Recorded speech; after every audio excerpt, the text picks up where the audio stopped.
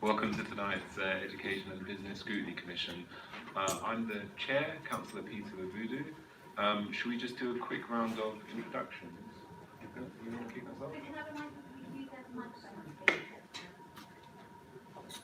So you need to take your finger off. Take your finger off. Yeah. Right, thank you. I'm Lynette Dwyer, representing a co-opted member, representing the Archdiocese of Suffolk. Martin Bracknell, representing the Anglican Diocese of Suffolk. Julie Timbrell, Project Manager. Councillor William Humble. Councillor Liza Mann, one of the members of this commission. Councillor Renata Hambers, a member of this commission. Councillor Eleanor Kerslake, also a member of the Commission. Hello, Martin Finch, Senior Her Majesty's Inspector from Ofsted. Thanks very much all. So we've just got a couple of standing items to work through before we get to our first substantive item. First, I don't think we have any apologies. Julie, do we have any? Okay.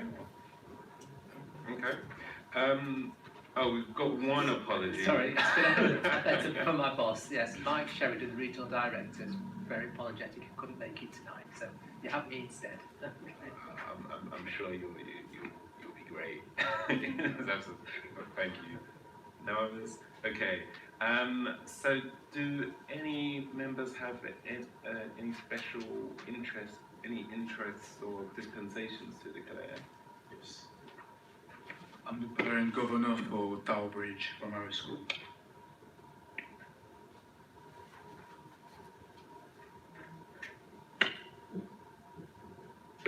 Okay, great, thanks.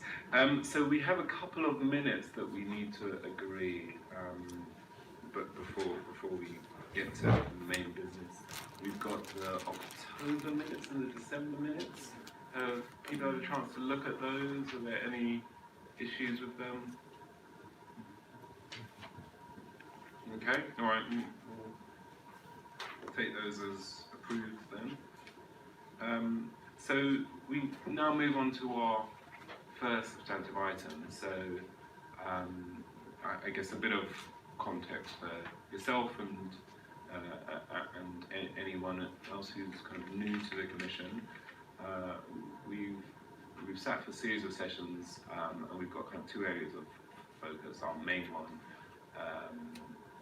or the first one we'll be touching today, is on exclusions, and it's come in the context of Southwark, as with many local authorities across the country, has seen a rising rate of exclusions in recent years, and we've been trying to get a bit of an understanding of why that's happening. We've also been taking it as an opportunity to look a bit more broadly at education provision in Southwark. We've had a particular focus around alternative provision, and just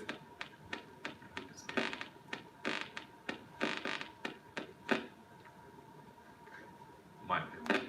No, if you could say. Yeah, we'll see how we go. But yeah, so that's the kind of broader context. So maybe I can just leave it open to you to do a brief talk presentation, and then we'll ask you some questions. Yeah, absolutely, that's absolutely fine. And if I'm going on too long, just stop me, won't you? Okay, so first of all, thank you for inviting Ofsted. We're delighted to be here. And it was interesting because Julie kindly sent through the past papers, I think, from your scrutiny, so I could see that you have been taking information from a variety of organisations, and for us that is actually central to how to try and reduce exclusions.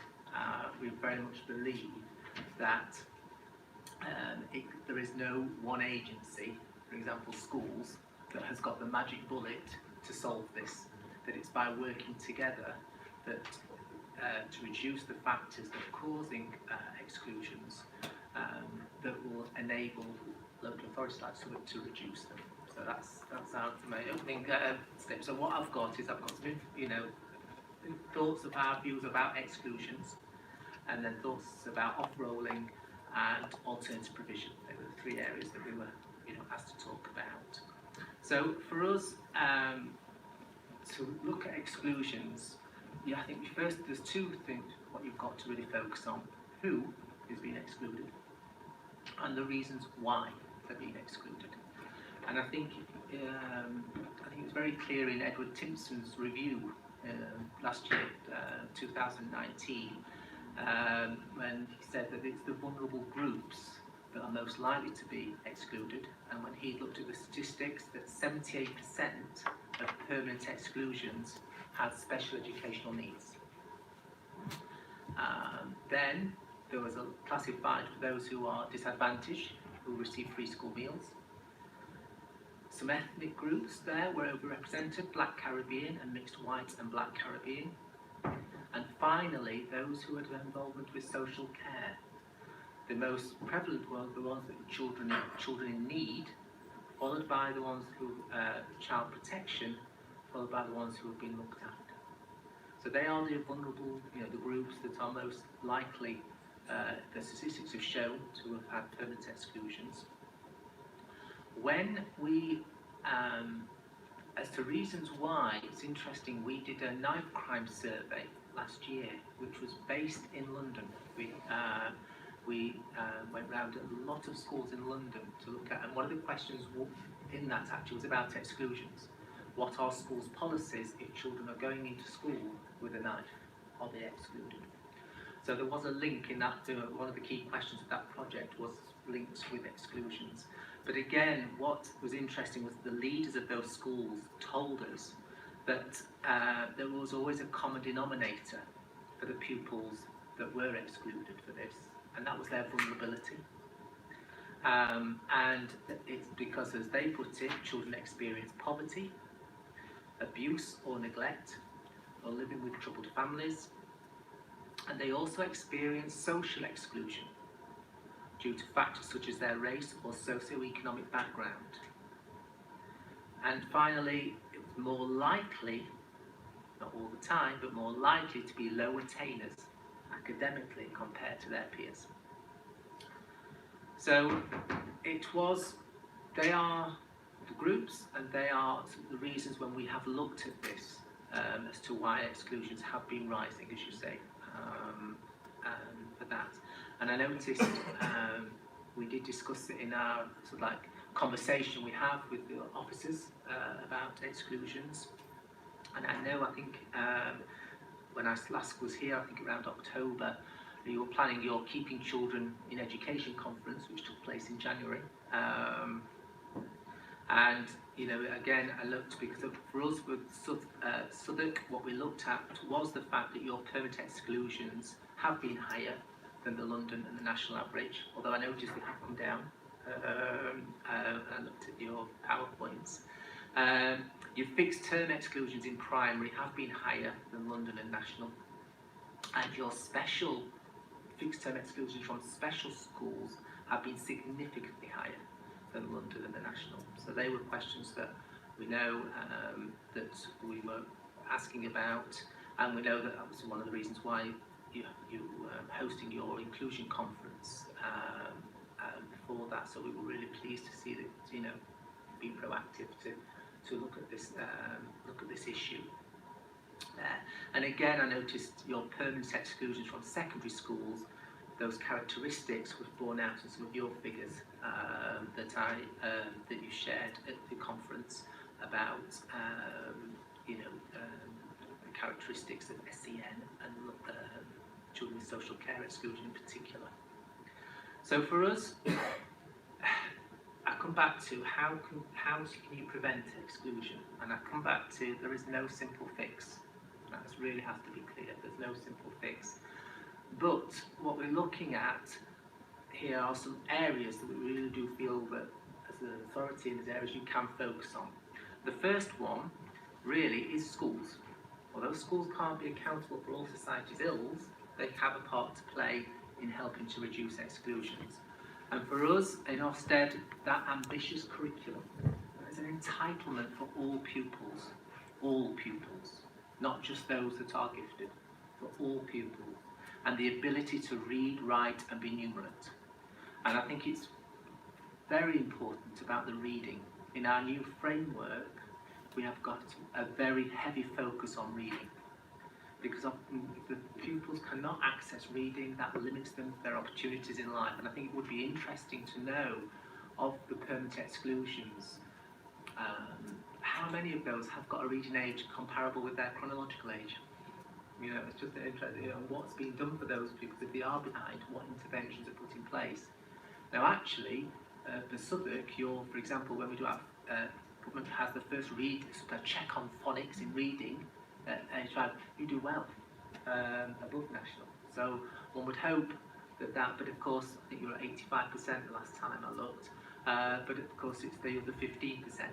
And are these the pupils that are, I don't know, you know, it's something to investigate there, but the reading, what is being put in there to give all pupils that entitlement to access those opportunities that are there, because if they can't read, that so much limits, really does limit. And we also feel that rich curriculum also not just stops at 3 o'clock at 3:30. A lot of, you know, schools offer good extracurricular activities that go on afterwards. And we know from our knife crime survey that the biggest danger point for pupils to get pulled into gangs or in behaviour are between the hours of 4 o'clock and 6 o'clock in the afternoon. So it's about what is available for those, you know, to focus them possibly away from heading on a path that we don't want them to head to. And I think it's that, you know, we have got to always accept, and we do accept, that head teachers do have a right to exclude, and often do that with very good reason. They have a duty to protect the pupils in the school and, you know, the staff and the well-being. So that is always there, and we do not want to undermine that. What we do feel is that there is a role there to make sure that all permanent exclusions in particular have followed the statutory guidance. And that was something in the Timpson report that he picked up on, that he did not feel that, you know, his investigations around, was it always followed? Because to remind ourselves of the guidance, that the head teacher should take account of any contributing factors that are identified after an instance of poor behaviour has occurred. And in addition to early intervention to address underlying causes of disruptive behaviour, the head teacher should consider what extra support might be needed to identify and address the needs of pupils in order to reduce the risk of exclusion. And Timpson commented that throughout this review I found too much variation in the use of exclusions and too many missed opportunities for children to remain in education that best suits their needs.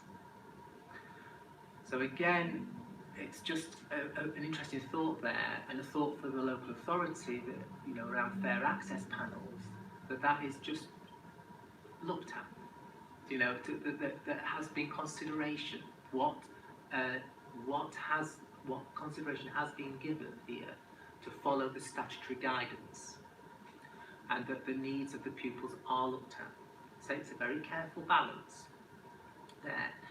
You know, when we've looked at the knife crime survey, you know, examples would be that head teachers, if a pupil's found a knife, permanently exclude. Okay? Now that may be the right course of action. So you have to send a message out to others that is just not allowed, you know, that in our school. But sometimes without considering early intervention. So there were sometimes knock-on effects of that. One being where we found sometimes girls may have been excluded permanently. They brought a blade into school, but they brought a blade in for self-harm. Now, is permanent exclusion the right path there? Or is it that those children need mental health support? And it's about sometimes, you know, we hear schools want zero policy, and you know, we can see that because they've got to keep the pupils safe. But on the other hand, sometimes, is there a possibility of sometimes some flexibility for the and looking at individual needs. And that's something that got to wrestle with, but it's something that I think is important discussion to have. And we noticed in the knife crime report, for example, there was one school that they found that the pupil had brought a sharp implement into school to cause harm, but the school imposed a fixed term exclusion, and the learning continued in what they call their inclusion unit, so that the girl could complete her GCSEs. And the school felt that they could do this without undermining their position in front of the other pupils, because no other pupils knew of the incident. Now, as I said, we have to don't confuse the need to consider the consequence of actions on an individual with the need to maintain those firm boundaries for everybody else. But what we're saying there is that sometimes not everything in life is an absolute, and is there potential to look at the identification of needs for some flexibility there for that. Okay, maybe max 5 more minutes, so we've got Right. plenty of time for questions. Yes, right. Very quickly, early identification, I've got to get the soft rolling, haven't I? Early identification, we do believe that is very, very important of needs. That what is in there, and that's the wide, right from the wider aspects.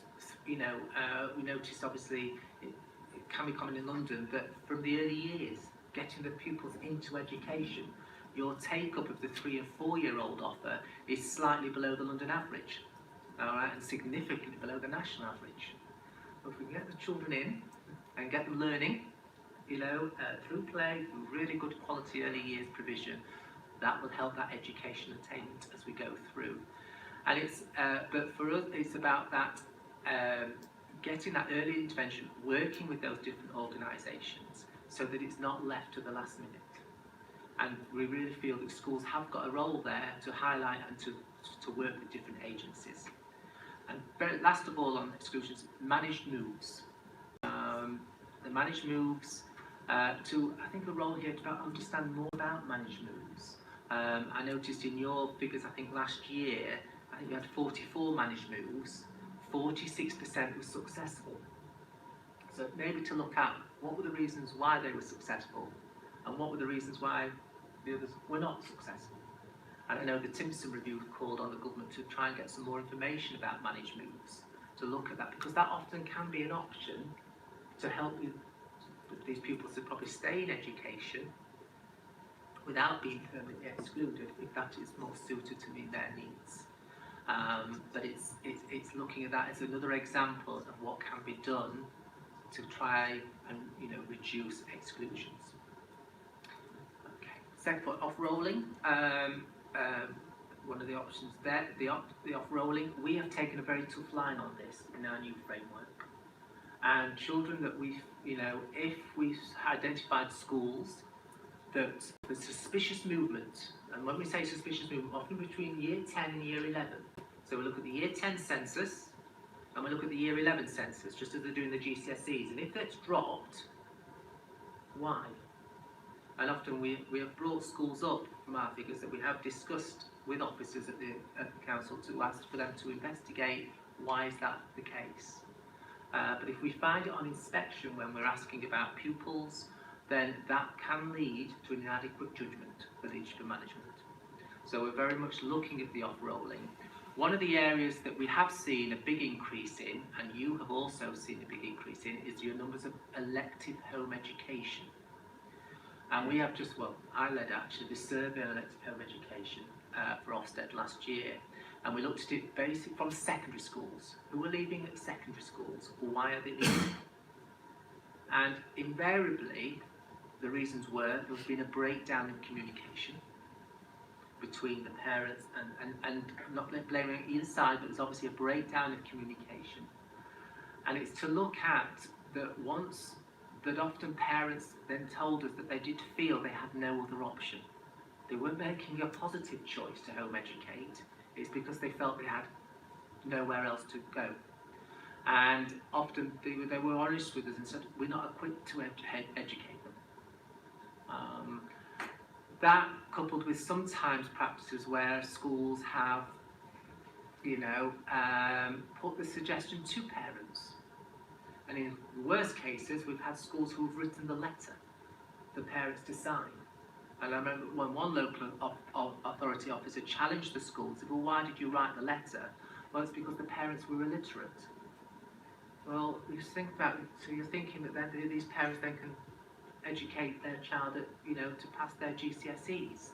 It was just unbelievable, really. But I think it's about, in their role, whether if local authorities, have got the capacity that if often schools, that depends on the relationships with parents are thinking about it, is there opportunity for somebody to go and talk to the children, talk to the parents. It's about what the options are, what's happening. Can things be resolved, or are there other options that can be explored without sometimes the falling out of education? And I think that's an area where we've asked that if people can get involved in an earlier stage, it can often help to resolve issues. Yeah, I'm sure we have some questions there. Maybe you can do a minute on alternative provisions. Yeah, a You minute might on touch that as alternative well. provision, just to say Sorry to be that, that's fine. Good quality AP can work for many pupils, but the notion there is good quality. There are some good quality alternative provision out there that's registered and works well for the pupils and gives them a chance to study courses that may not get into education, and they are being revived, having been disillusioned, and work. But unfortunately, there's a lot of poor quality AP out there that is not necessarily inspected, and these life chances of these pupils who end up there is reduced even further.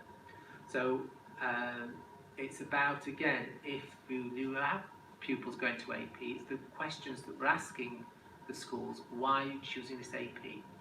What's the purpose behind it?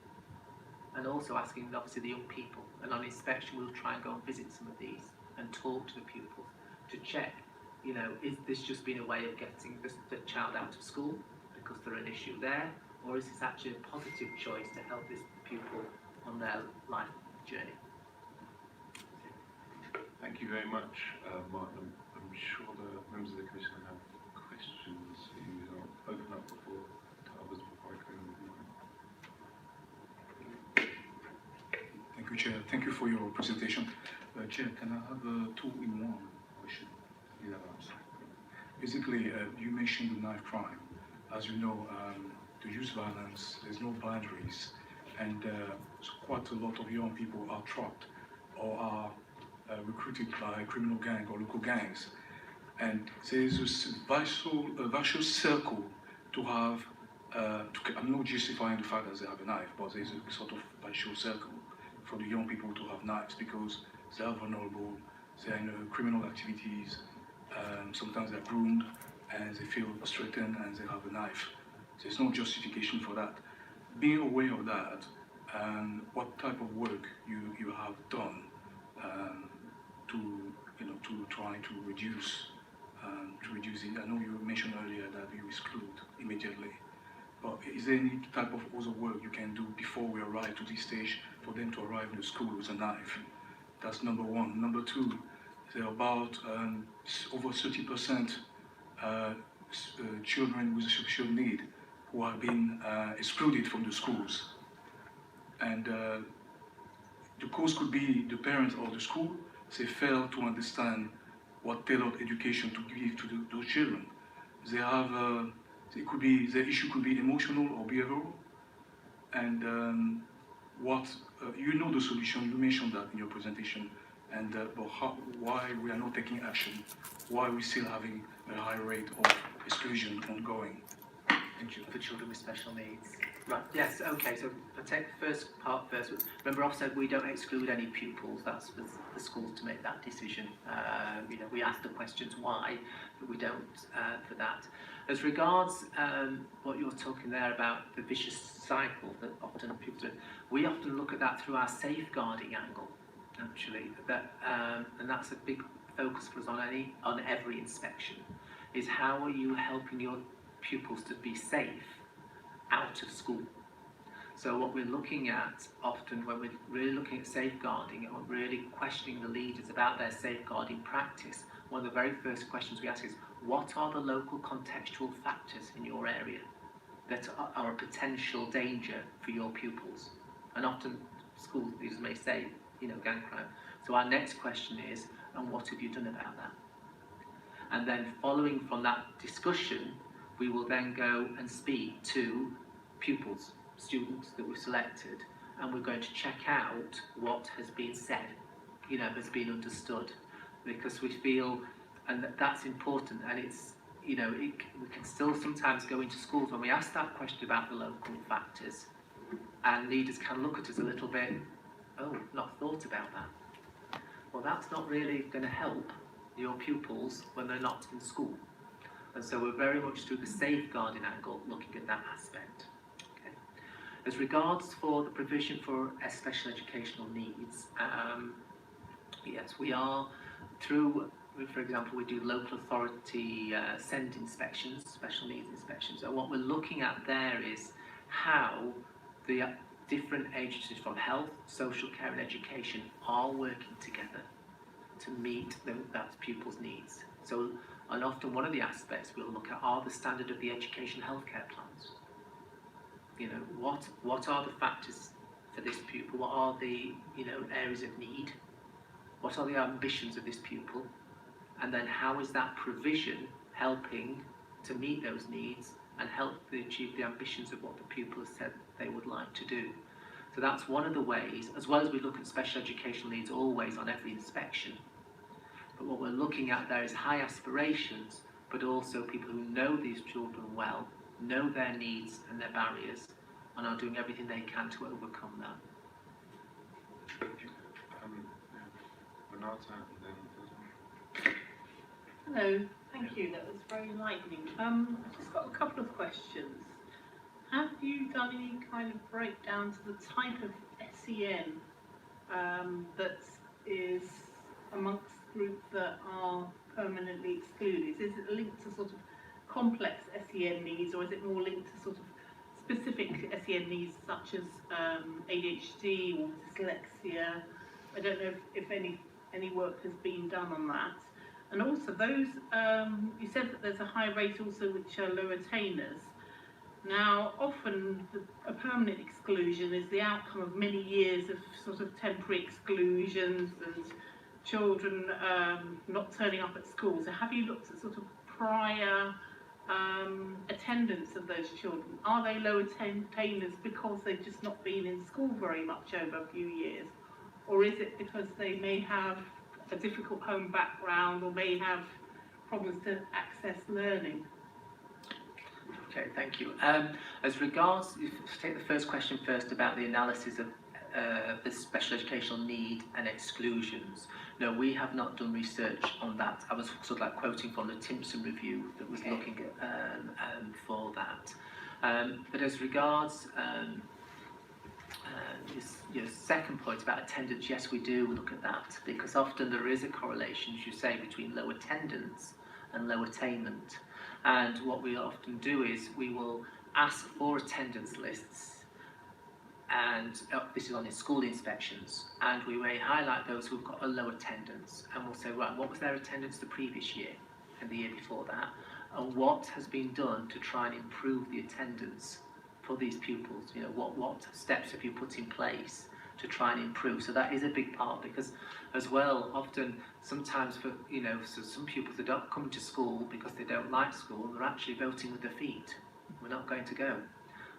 So we need to know the barriers why, and often those could be children that we will track on inspection and actually talk to, you know, to find out the reasons, but from their perspective about what's going on. So yes, attendance is something we do definitely look at. Thank you. We've got Eleanor next, and then Councillor.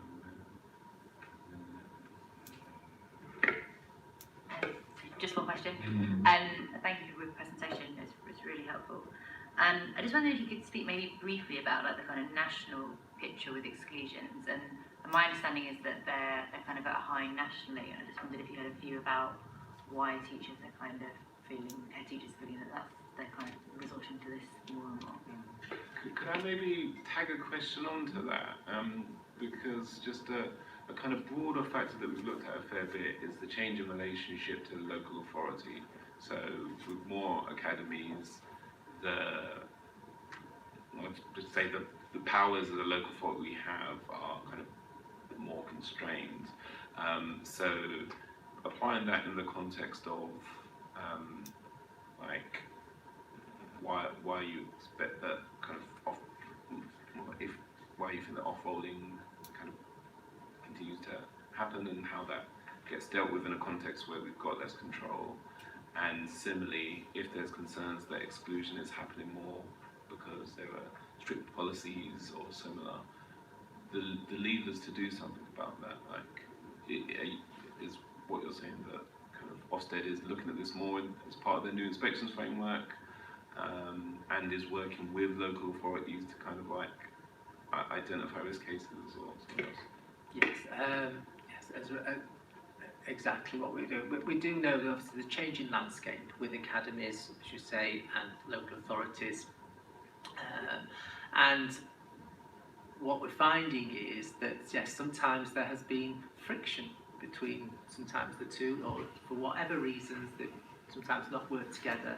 And maybe sometimes has that led to more exclusions? I can't actually tell you if it has, but I'm just reporting what's being told to us. But what we are seeing a lot more of is actually from academy chains and local authorities working much closer, working much better together to meet the needs of vulnerable pupils. I do believe when Ofsted shines a light on an area, we do have an impact. And so, for example, off-rolling, schools are very well aware that we are looking at that and checking the numbers on rolls, and so that is a practice that they will be asked. If we suspect it, they will be asked, and I think that they, people will know that. And we have also done targeted inspections of schools, whereby one of the reasons that's caused that inspection has been suspicious pupil movement. Okay, so we are. And I think schools are out there know that we are very much looking at that. Okay. As regard exclusions, there has been a rise. That's after many years of stable, there has been a rise. I noticed last year yours were coming down to report your permanent exclusions.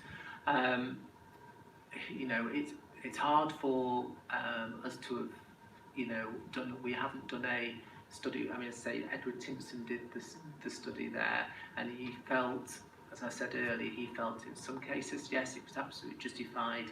In other cases, he said, the word he used was variability in what he found on case studies that and I think he went up and down, the country looking at exclusions.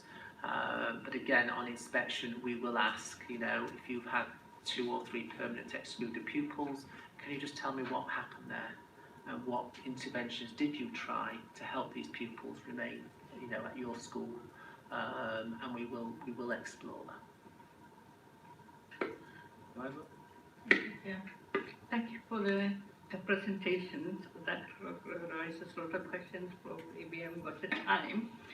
And you also mentioned about home education, parents educating their own children, and the number of those cases are increasing, and because the way the children are taught in the school, the parents are not happy with that, and also with the diversity and the cultural difference, some parents are not happy what's happening in the school. So these parents, are they supported by the educational system? And also the permanent exclusion, there is a Southern Inclusive Learning Centre we visited. They get the excluded children, then educate them. They never permanently exclude them. So that type of services should be supported. They are not well supported, but we visited them. We were very happy with what's happening there. And have you visited the place? I haven't personally, no. No, because when we asked, is there alternative provision in Southwark, we were told there is none. But when we found it, supported by the local authority, that means that's for the council. And so they prepare the children to go back to the school, and the people who are not able to go back, they keep them and educate them until sixth form. And they take the 4 stages of children. And they have another one in Burgess Park as well for the younger children. And those areas should be actually supported. We saw the way they are educating. So, Eliza, we are going to talk about schools a bit later as well. Maybe so I'm thinking maybe might be the best to come back on all of that. Yeah, but your role is what you are contributing to the excluded children. Yeah, I mean, we do inspect registered provision, alternative provision, for example, like pupil referral units, and we do see many do a good job. You know, from the practice that you've just observed, and you know, I've seen that myself. I've inspected many PRUs, and they do, as you say, really help turn their lives around. You know, and that's to be celebrated. Unfortunately, there are some provisions out there that are not as successful, and that the reasons why the children have gone there in the first place are not clear for us. As regards your home education point, yes, for some parents they are making the choice, and if that, you know, and that could be the best choice for them and their children. You know, that it's a positive choice, and home education can be done very well by parents. What the report was highlighting was that the vast majority of parents that were spoken with whose child had left secondary school, they were not making, the parents said it wasn't a positive choice for them. They felt it was a choice of last resort, that they just felt they would be cornered into it, and it wasn't what they wanted. Are they supported by the local authority or by the government? They're not really, no, and that was one of the other things, because I think some of them thought if they home educate, they could then ring the local authority up the next day, and there would be a private tutor would come along and teach their pupils, and the local authority just have not got the resources. So no, you're on your, you know, as parents found out, we're on our own, because you know local authorities often sometimes will signpost them to resources, maybe online materials. You know, will give them to people, organisations that can support them. But no, there's not actually you know an actual provision for them to go to. Then those are my last question. So just go on quick, because we're a bit over time. So Eliza, do you mind if we? All right. You know, just look at the time. Sorry about that. It's very helpful the way in which you explained how you drill down on various aspects of exclusion and pupils and through percent and so forth.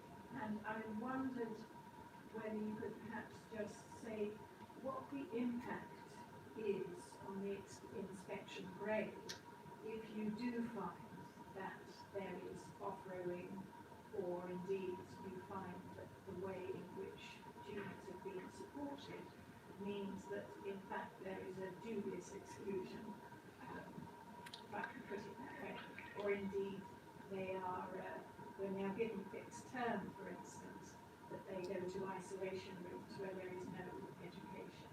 And I just wondered how that impacted on the inspection. It does impact very clearly and more explicitly under the new framework that we implemented in September.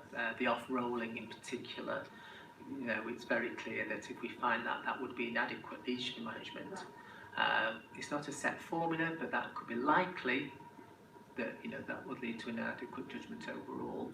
But, you know, we would look at other factors obviously within the school, but that is very clear in our handbook. And as regards the use of exclusions, again, you know, that is clearly under the behaviour. And again, we look at that, and if we're not happy, or as you say, pupils are going to in isolation rooms or inclusion units, and it's not clear what the purpose is of that. And also we're actually have asked inspectors on Section 5 inspections that you actually speak to some of these pupils who are noted in school to have had challenges, you know, difficult behaviour. So you're not just talking to the pupils that you might have seen in classroom that are compliant and working well. You actually ask the school, can you tell some pupils who have been in your behaviour logs, who have misbehaved? Because what you're going to ask them is how is the school helping you to, you know, to improve your behaviour? And so we specifically ask. And as well as that, we ask some of the staff that we know can be more affected by poor behaviour. So, for example, newly qualified teachers or midday staff, how they are supported by the school leaders to help manage pupils who may, display some challenges. Thank you. And just very briefly, you mentioned about, you mentioned the Simpson report, which we have studied too, and the consideration of statutory guidance.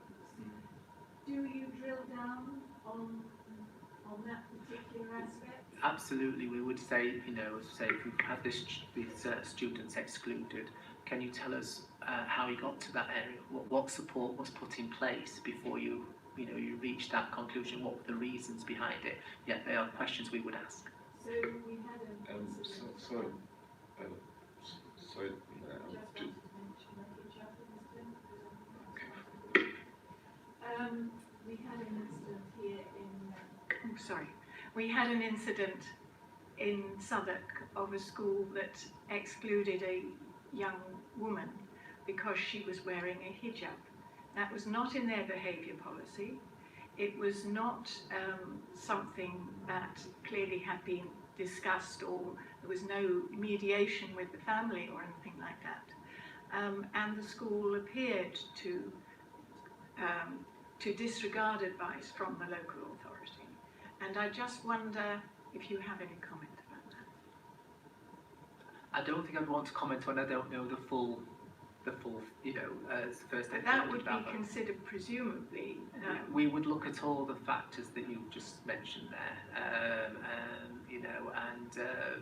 what, as I said, for all exclusions, what steps did the school take?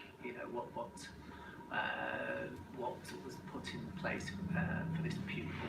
But I wouldn't want to comment on any specific cases without knowing the full context. I don't think that would be fair. Okay, thanks very much. Right, before you get out of that hot seat, if I could just ask a really brief last question, just because I'm very mindful that we're kind of getting quite near making our kind of final recommendations. The new framework, does it open up new ways for local authorities to work with Ofsted? For example, like if the inspection cycle is what it is, you mentioned you're a bit intelligence-led, but we may be more aware of suspect cases that could be off-rolling. Does the new framework facilitate closer working so that you can be more proactive in addressing these types of issues? It's possibly not the new framework, but we do have a link, senior HMI, with the officers from the authority, and that's hopefully always open dialogue. So that what we would hope is that we have that relationship whereby that intelligence can be shared and then can inform, if need be. We might, as I've said before, request some information which the local authority may then act upon. The local authority may give us information that we then act upon. So I think that's an open dialogue to have. Thank you very much for the words. Okay, thank you. So you're free. Yeah, feel free to stay along later. That was all. I didn't know whether I was due back on later, but that's it for now. But do feel free to stay. We've got lots of interesting stuff coming. Great. So we'll now be moving to item 6 on our agenda, which is we surveyed local schools to ask for their perspectives on exclusions within Southwark and at their schools in particular. I just wanted to kind of headline this by saying that we're really grateful to the schools that have responded to our request, and we very much see it as an opportunity for them to share the good practice that they're doing, and it's not a point of concern that they're here. Is a kind of key thing that I want to get across, and I hope that we can take some good lessons from them as much as I kind of probe what they're doing at present. So I think the first people that we've got along is, do we have Rachel Norman? Yes. Hi Rachel, do you want to come along?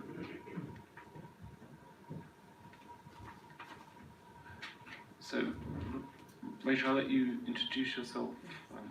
But Hello, so I'm Rachel Norman. I'm the secondary schools advisor for the Southwark Diocesan Board of Education. So we have 15 secondary schools across our diocese, and some of those schools are in Southwark local authority as well.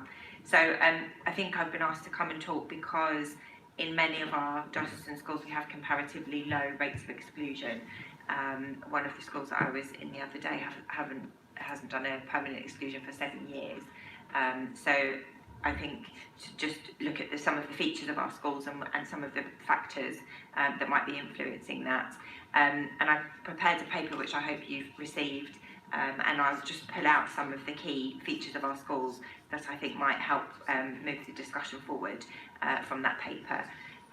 So I think one of the things I would say is that the features that I will outline are not necessarily all unique to church schools, and a lot of them are features of all schools, but there is we have a particular Christian distinctiveness around our schools which shapes our provision in a number of ways. And I've made mention in the paper, I'm sure you're aware that we have statutory inspection framework for Church of England schools, which we refer to as a science inspection, section 48 inspection. We have that in addition to Ofsted inspections, and what they look at in that inspection framework is the school's vision, the provision that the school makes as a result of the vision, and how effective that provision is in enabling all pupils to flourish. And I just mentioned that as a bit of context for you to understand one of the frameworks in which our schools work. And there are several strands in the framework, and strand 4 is entitled Community and Living Well Together, and that's the strand that really explores how well the school's Christian vision promotes social and cultural development and inclusion through the practice of forgiveness and reconciliation.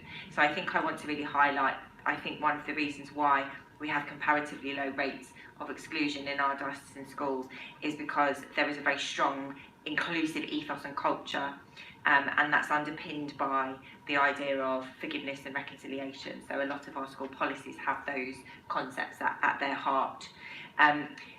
So I think the fact that we have vision and values that underpin all of the relationships that we have at all levels in our school community is a really key factor, because that enables our pupils to disagree well and to practice forgiveness and reconciliation.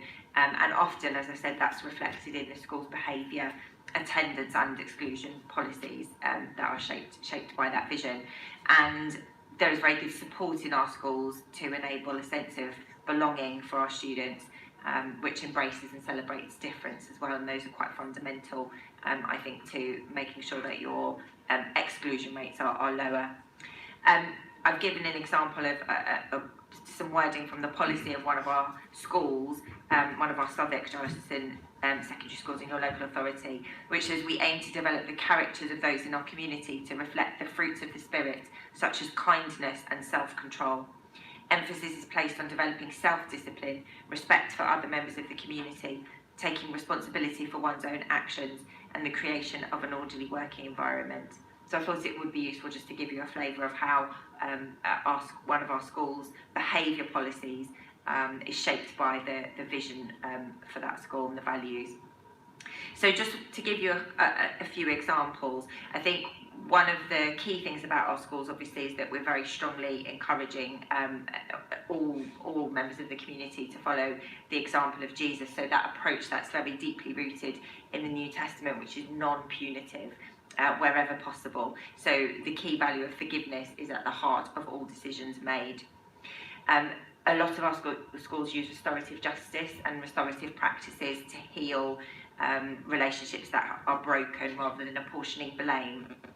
I think a lot of our schools, but I would say in the majority of schools, there is very strong moral and ethical leadership. So decisions are taken in the light of a very strong ethical framework. And so there is a sort of unofficial no permanent exclusion policy in the hearts and minds of our diocesan head teachers. So they will go the extra mile to make sure they've exhausted every other avenue possible before coming to that very difficult decision, which sometimes they do have to do. I think the other feature of our schools is that we have long-serving head teachers who tend to remain in schools for longer periods. And I think that means that they have good relationships with stakeholders. So where there might be stakeholders that are perhaps pushing for a permanent exclusion, governors have trust in the decision making of the head teachers because they're very long serving and they've developed that relationship. So I think those head teachers have resilience in the face of critics because they've been in post for a long time, and their decisions are known to be trustworthy and have credibility. We have succession planning, again, as many schools do, but I think that's done very carefully so that the ethos and the culture is maintained and is held by the governing body. And often I think our leaders really think about acid tests. I've referred to them in the paper as, so really thinking about when they make a tough decision, if I ever exclude a child or if I ever do a managed move, I want to know that that pupil will still want to come and say hello when they go past the school and that they're still welcome as part of the community. So I think that's a really good test around making that decision. And often I think challenges can become strengths in our diocesan schools. So rather than having anxiety about working with the most vulnerable children, they're welcomed and embraced, and actually we ask the staff in our schools to be judged by the successes that they secure for the most vulnerable pupils first and foremost. Just another couple minutes. Yes, the majority of our schools have a chaplain as well, and I think that adds an additional layer of support and development for the creation of a harmonious environment within the school and that creation of that community cohesion, which is really crucial as well. I think there are just a few features that I would highlight, so some concrete strategies which have already been referred to, many of them actually. So internal alternatives to fixed term exclusions, but I'm not talking about sort of isolation rooms that are very punitive. I'm talking about areas that are quite therapeutic and quite nurturing for those pupils to get the support that they need to then go back into the classroom and make better choices. The managed move system, we work within the diocesan family of schools as well, so cooperation with neighbouring schools, so a student might have time out in their isolation facility or nurture room, and managed moves we find are often very, very successful, and there's a good network within our diocesan family of managed moves that have been successful. I would say the other couple of things that are really key are around being really proactive about using different pathways for our students, so alternative curriculum decisions that need to be made that might prevent disaffection and future problems from emerging. And I think it's in a culture of high stakes accountability, it's very difficult sometimes to make the decisions that are really ethical and that are made in the best interest of the student rather than the best interest of the school.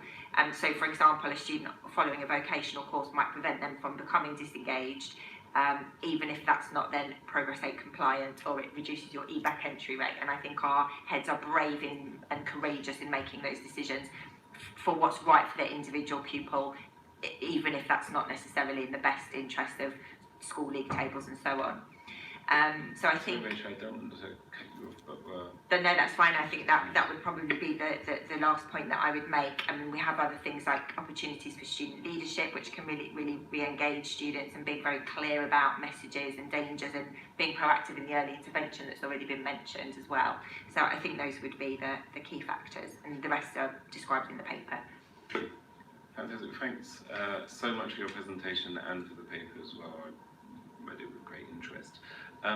Just in the interest of time, I'm going to suggest that we have the next speaker come along and speak as well, so that we can ask questions together. We have Simon from the Catholic Diocese. Yeah, do you want to grab a seat next to Rachel, please? And if you could introduce yourselves, and then you're free to have 5 or so minutes to thank you before we ask questions. Yeah, it's been fascinating sitting and listening, and thank you very much for welcoming me. And I'm going to apologise in advance for being really underprepared for this. I've been enrolled for 18 months. There's a high number of priorities for me to sort out. That's not meant to sound complacent or smug in any way, because this is something I feel very passionate about, and I think it's important that I don't give you any false expectations or unrealisms about where we are with this, but I do want to focus on what's positive about our schools, if that's okay. So there's a few key points, and there are 3 words I hope you'll hear coming through. So Director of Education for the Roman Catholic Archdiocese of Southwark, which runs from Ramsgate to Richmond. Southwark is one of our key local authorities, the 14 local authorities that we straddle. I think it's 13 schools that we have here, one of which is an academy secondary, the other 3 are secondary local authority VA schools. And I think all our primaries, still trying to learn the territory, I think all our primaries are local authority schools. And I work closely with Nina on a number of those schools. So 3 words I think characterise our schools at the moment, and that's across the diocese, but here in Southwark in particular: inclusion, compassion and reconciliation. Our schools are expected to be fully inclusive and serving the needs of all. Catholic means universal, and we are a worldwide church, and you can see in any one of our schools, particularly in Southwark, that they are populated with children from all over the world in terms of their heritage. We have some fundamental principles that come from different parts of the world, and one of those is the preferential option for the poor. So our schools are expected to be places where the disadvantaged in particular have their needs met before all others. That shouldn't be a surprise, because our key role model for everything that we do in our church is Jesus Christ, who excluded nobody, not even the worst sinners. And I think it's important to make that point, that underlying much of what we're talking about here is behaviour. And because we have this historic and theological approach to forgiveness and reconciliation, exclusion always for our schools has to be a last resort. One of the things that we learn in the Gospels is that Jesus had a particular identification with those people who had mental health issues. And one of the things that I think is slightly lighter on contribution this evening has been the challenges that schools face around mental health. And they have massively increased in my relatively lengthy career in education. I don't even remember people talking about mental health when I was a probationer, but now it is a feature of everything that almost every visit. I will say that I meet many of our head teachers who are frustrated by the difficulties of getting CAMHS referrals, and I would think one of the bits of work that Ofsted needs to do eventually is to see the correlation between underperforming CAMHS referral rates. I don't mean the CAMHS workers are underperforming, but the actual amount of resource that's available to support young people before they get to the crisis of the behaviour, which then leads them perhaps into a process which results in exclusion in the end. Picking up Rachel's point about chaplaincy, we do some mental health first aid in all our schools by providing chaplains. I have one of my team is a full-time chaplaincy advisor to our schools, and she spends lots of time with the chaplains in each of the schools. Some of them are clerical folk, some of them are religious sisters, many of them are lay people who have trained for the role. And that's a very important contribution that we make to avoidance of poor behaviour.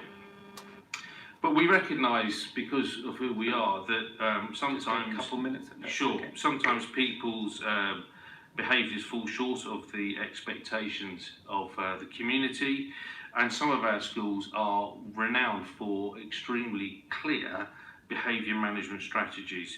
One of our schools in particular is famous for its Saturday morning detentions, which make sure that young people are excluded from relaxation rather than being excluded from learning. And I think that's quite a helpful way of seeing the benefits of that kind of, what on the surface appears to be a robust approach. Now, I get lots of complaints about our schools, most of which are unjustified. I've only once had a complaint from a parent in the time I've been here about their child being kept in school on a Saturday morning. So part of the characteristics of our school, alongside the compassion, is this notion of tough love, where there are clear expectations set around behaviours, there are clear expectations about what can and can't be carried into school, and it's interesting that if you were to replace the word knife with drugs, certainly when I was teaching in the 90s, the thing that worried us most was the prevalence of drugs, and there was that, you know, binary thing, they're carrying drugs, therefore they must be excluded. I come from an experience with one head teacher who, from his Christian commitment, refused to exclude pupils. He then, with my help, caught a boy who was dealing to 46 of the pupils out of the toilet windows in a kind of cafeteria system at break time. We stung him with the police, he was arrested, he was excluded permanently, and the exclusion was overturned because he had never been fixed term excluded before. And that for me was a profound learning experience. We would take a very dim view in my commission if we found schools to be off-rolling pupils, and we would raise that with the foundation governors, would expect them to challenge the schools were they to be found doing that, and we fully endorse Ofsted's approach to that and would support them in any of our schools where they found that to be the case. I could go on. Thanks very much, Simon. I think we've got a question from Renata to... Well, I'm not sure who I can ask it to. It's about the Globe Academy report. We don't have anyone here, but I could ask probably the Ofsted gentleman about it, because I was just on page 9 of our report. It says that they had an annual rate of 40 internal exclusions per 100 secondary students. Now, it's not clear here if 40 individual pupils per 100 are getting excluded, or if it's a few getting several exclusions, but there's nobody here to ask. But do you think that's quite high? So just a tricky one, Martin. You can try. If I'm honest, I'll take the same point. I won't want to comment on an individual school without knowing the full details. It wouldn't be fair. Okay, I'd need to look at the report. So maybe we can treat that as a question back to them. We've got. So I think we've got Matt Jones coming along to the next session. His art globe. We've more coming with his sash hat on. I think we have to be a little bit careful. If the question is about a globe school, we could put it to him, but he couldn't be committing campaign for the whole thing. Yeah, of course.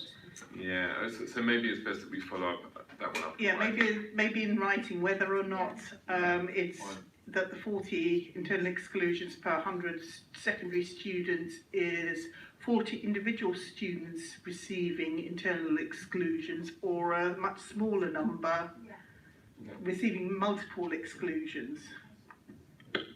Thank you. Okay, so we have the next. Yes, it's a question to Dr. Norton. Rachel, you mentioned about having an exchange system placing children in isolation rooms. You also say that work is provided. How is that managed? Are there staff in those exclusion rooms? Because there's been recently there has been a lot of research to show that children in isolation get worse rather than better in some. Absolutely, and I think it's about the way in which that system is managed. So I've worked, with schools who have an isolation room, as you described, with learning carrels and those isolation booths, and absolutely, the culture has shifted away from that significantly. I think it works in our schools because usually those rooms are places where learning mentors are available to support the students. Restorative conversations take place about how to heal the relationship that's broken down, and students are put back into lessons as quickly as possible.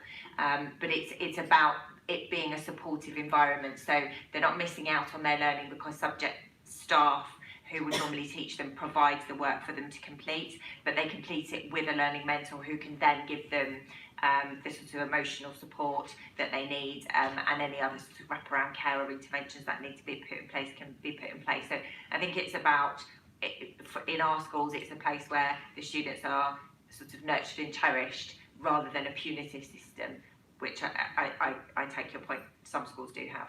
So it's more nurturing than much more so, yes. Thank you. We have William next. Thank you, Chair. Just, I don't know if it probably could be linked to yours. I think the doctor earlier, is Dr. Simon? Simon's fine. Okay, or Simon. So Simon, earlier you mentioned you have a policy not to exclude. You have an inclusion policy instead of. Yeah, I didn't say we had a policy to not exclude. We said we have an inclusive policy, and exclusion would, in that context, be the absolute last resort. So you still have this result. Okay? Yeah. Because I was going to ask you, by not having this policy to exclude, maybe the bad seed can contaminate the good seeds. So, but you have this last resort to exclude it, so that's fine. No comment.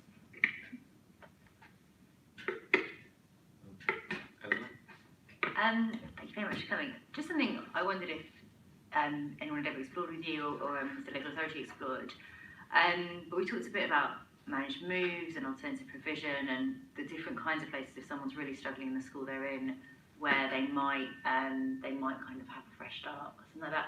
And would you consider, do you kind of work with other schools? Do you consider perhaps taking children who's, you know, particularly if they've got, you know, difficult family backgrounds, might not have a Christian family background or a practicing Christian family background, but would benefit from the kind of quite unique things about a religious education? Yeah, absolutely. So we have a network within our diocesan schools for managed moves, but most of our, probably all of our diocesan schools also network with non-faith schools and take managed moves and have a kind of reciprocal arrangement. Because as you say, sometimes it's about coming out of one context into another. You know, if it's a peer pressure to behave in a particular way, then sometimes coming out of that context and having a fresh start is really helpful. So yes, we work with faith schools and non-faith schools on managed moves. Yeah, I mean, I'd echo that and say that actually, because we have this kind of commitment to, you know, one last chance, often we will take children who failed elsewhere. I have no hard evidence, but I have quite a lot of anecdotal evidence, because heads often are very keen to tell you what a success story it's been when they've taken a child on a managed move. And also our admissions criteria are very clear that we will take children looked after with priority and preference, because we recognise that they've come from a historic position of vulnerability, even whether they are Catholic or not. And not all our schools are 100% full of Catholics, so we have to be very clear that we are always looking to serve the kind of wider mission of the church by being inclusive of all, as well as providing for the very specific needs of the community that founded those schools in the first place.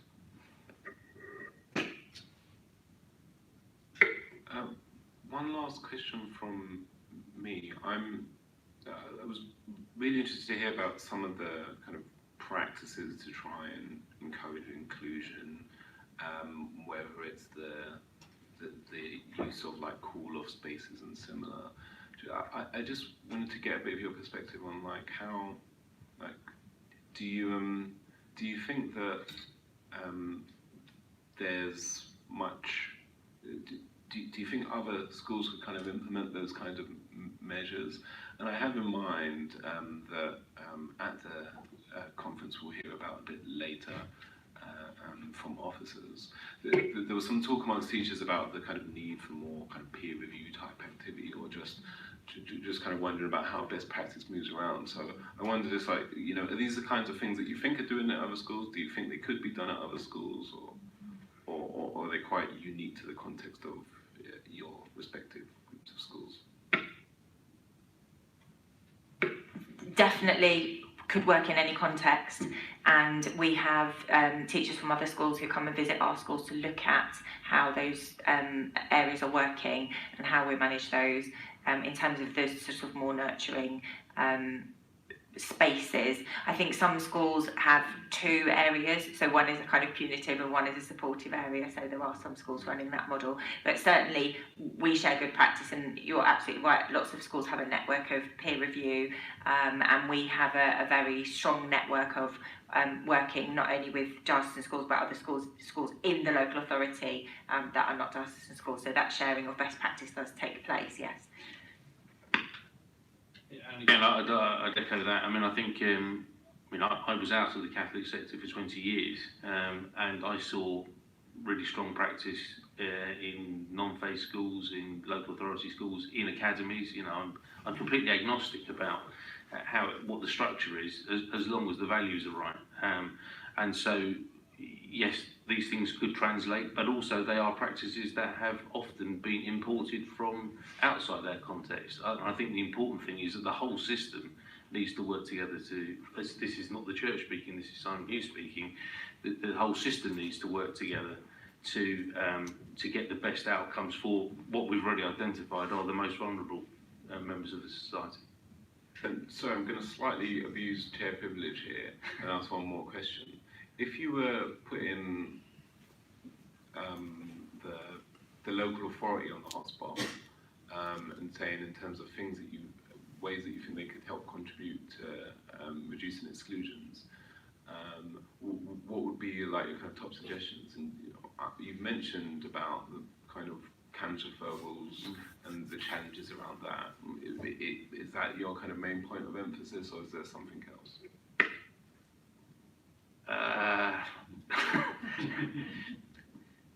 I think local authorities are really under pressure from a lack of resourcing. So I'd want to sidestep that question and ask it of central government.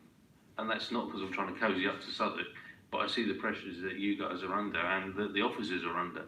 And it comes from systemic underfunding over time. And it's not just education, it is social care, it is referrals,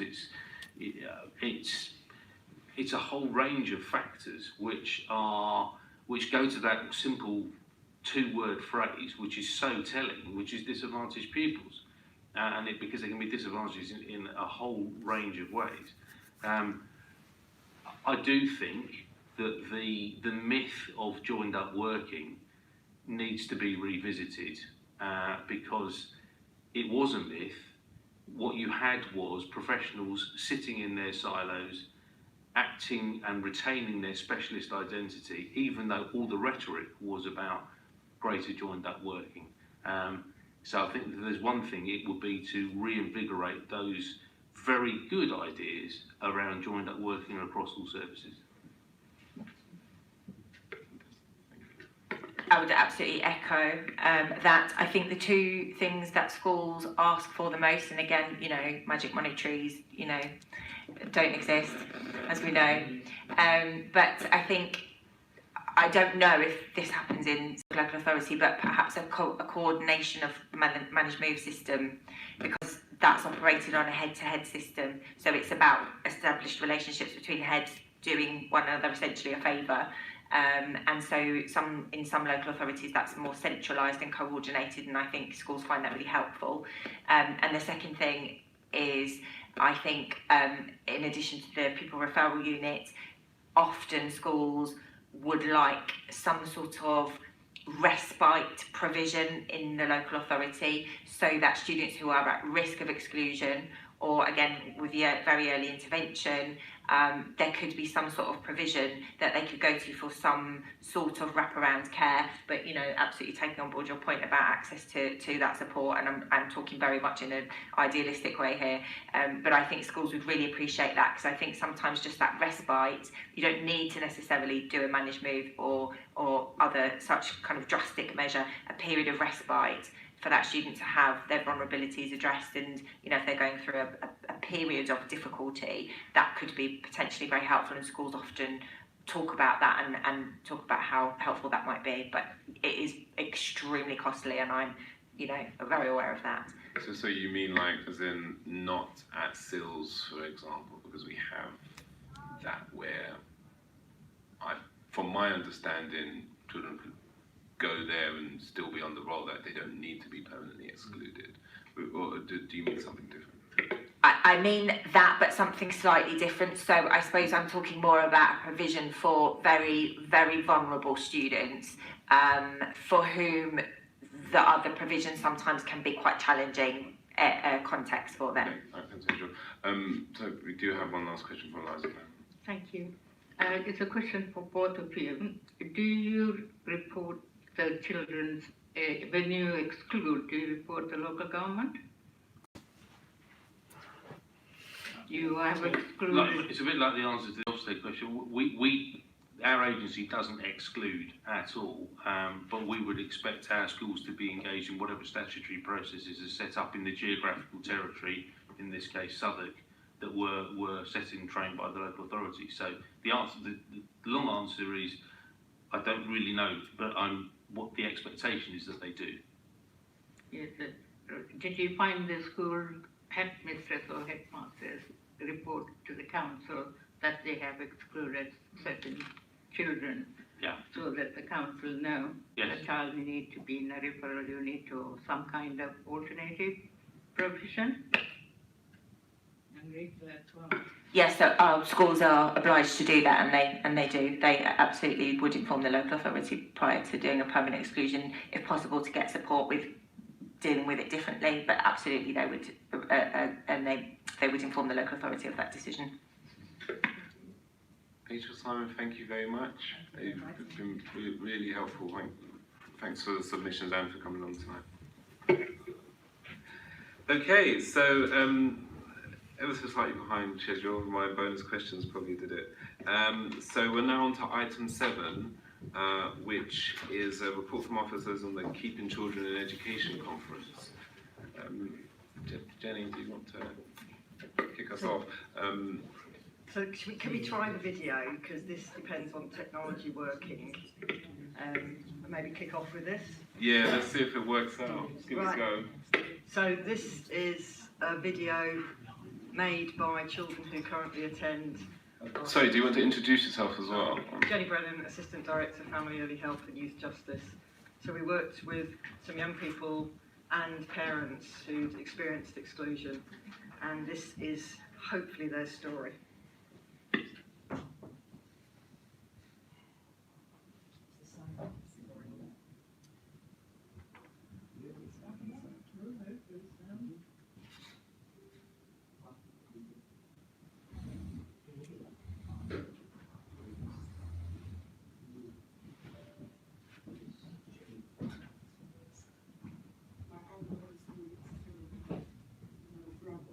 And try and throw at people. And I was angry because people used to frustrate me and I didn't get a lot of chances. There was a little bit of stuff going on in my life. When I look back at some of the things I've done, I'm just like, that's not me, I don't really do that stuff. Teachers could have helped me and put me in like a classroom by myself to help me stop doing bad stuff. I needed a mentor. I was supposed to get one in year 7, but I didn't get one. A mentor could work in school. There's not a big age difference between the pupil and the mentor. So they'll be able to relate on certain stuff. It's just all these little things add up in it. What are the tensions, and then obviously when you use that like really big, then you should really get punished, honestly. I think from the moment your child is in school and they start disrupting that they're given a detention for or removing them for, you should be made aware of it, because if you can work with the school, then you can nip it in the bud at the beginning. A year later, I find out all sorts of things have gone on. By then, it's too far gone. In the process of exclusion, you're constantly called back for several meetings, and unfortunately, the parents of the students that are excluded, they're not going to always have the time to attend. And obviously, my mom's a single mom. Like, every time she comes in for a meeting, like, her work threatens to fire her. Parents should have the right information as to what their rights are, as to what the procedure is. In my final exclusion meeting with the governors, I felt it was very intimidating because there was approximately 9 of them and just me and my mum. When I got panned, I felt confused and I didn't know what to say or do. Support is definitely needed from the beginning, and schools could have a family support worker attached or a parent mentor, you know, just to give you some form of advice. And I think it would be best if it came from the school, because that's who you've had a relationship with all the time. But there isn't, they become your enemies. Everything sounds so legal. What's the fearing to you? We're not troublemakers, we're fighting for our children. Because you made them voiceless. I'm not saying she's perfect, but I know that she has issues that are not being dealt with. It has to be a voice for her.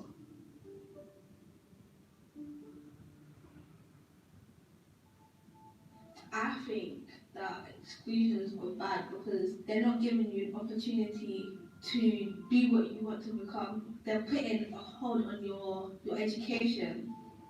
When I got excluded, I stayed at home for a month. I was very upset, I was depressed, like, I didn't leave the house for like 2 months. My mum was crying because she said that it was a lot of stress on her. Well, it set me back a lot.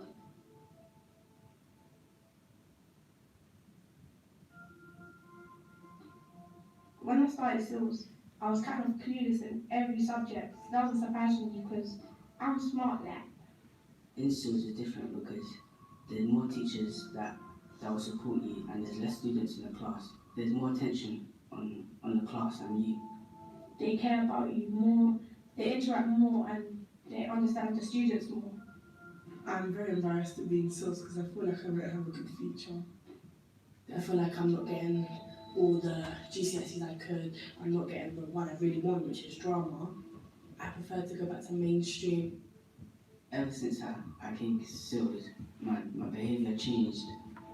There were teachers that were really helpful in SILS, making her to believe in herself.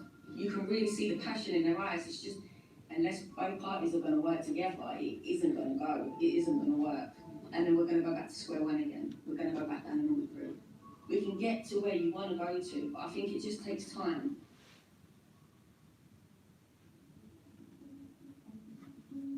What I want to do right now is prove them wrong and show that I can go back to mainstream school and be different. I want to go back to mainstream. I want to go college and I want to get a nice job. I was in SILS for about 2 years and then I'm back in mainstream. What I think SILS taught me is to be mature and just to be independent. I had to maintain myself from getting distracted in lessons. And the support that I had, the teachers helping me and talking to me. When they told me I was going back to mainstream, I felt proud and excited. I think still have done really good. You have tried a lot to help them to get back to the school. They do the support and it's depending on the student wanting to help themselves as well. It takes two. Our son has been accepted in a school, a very good school, and he is doing really well. Despite his awful experiences, he has been able to go somewhere new and show them who he is. And it's not easy, and he did it, yeah. I feel proud.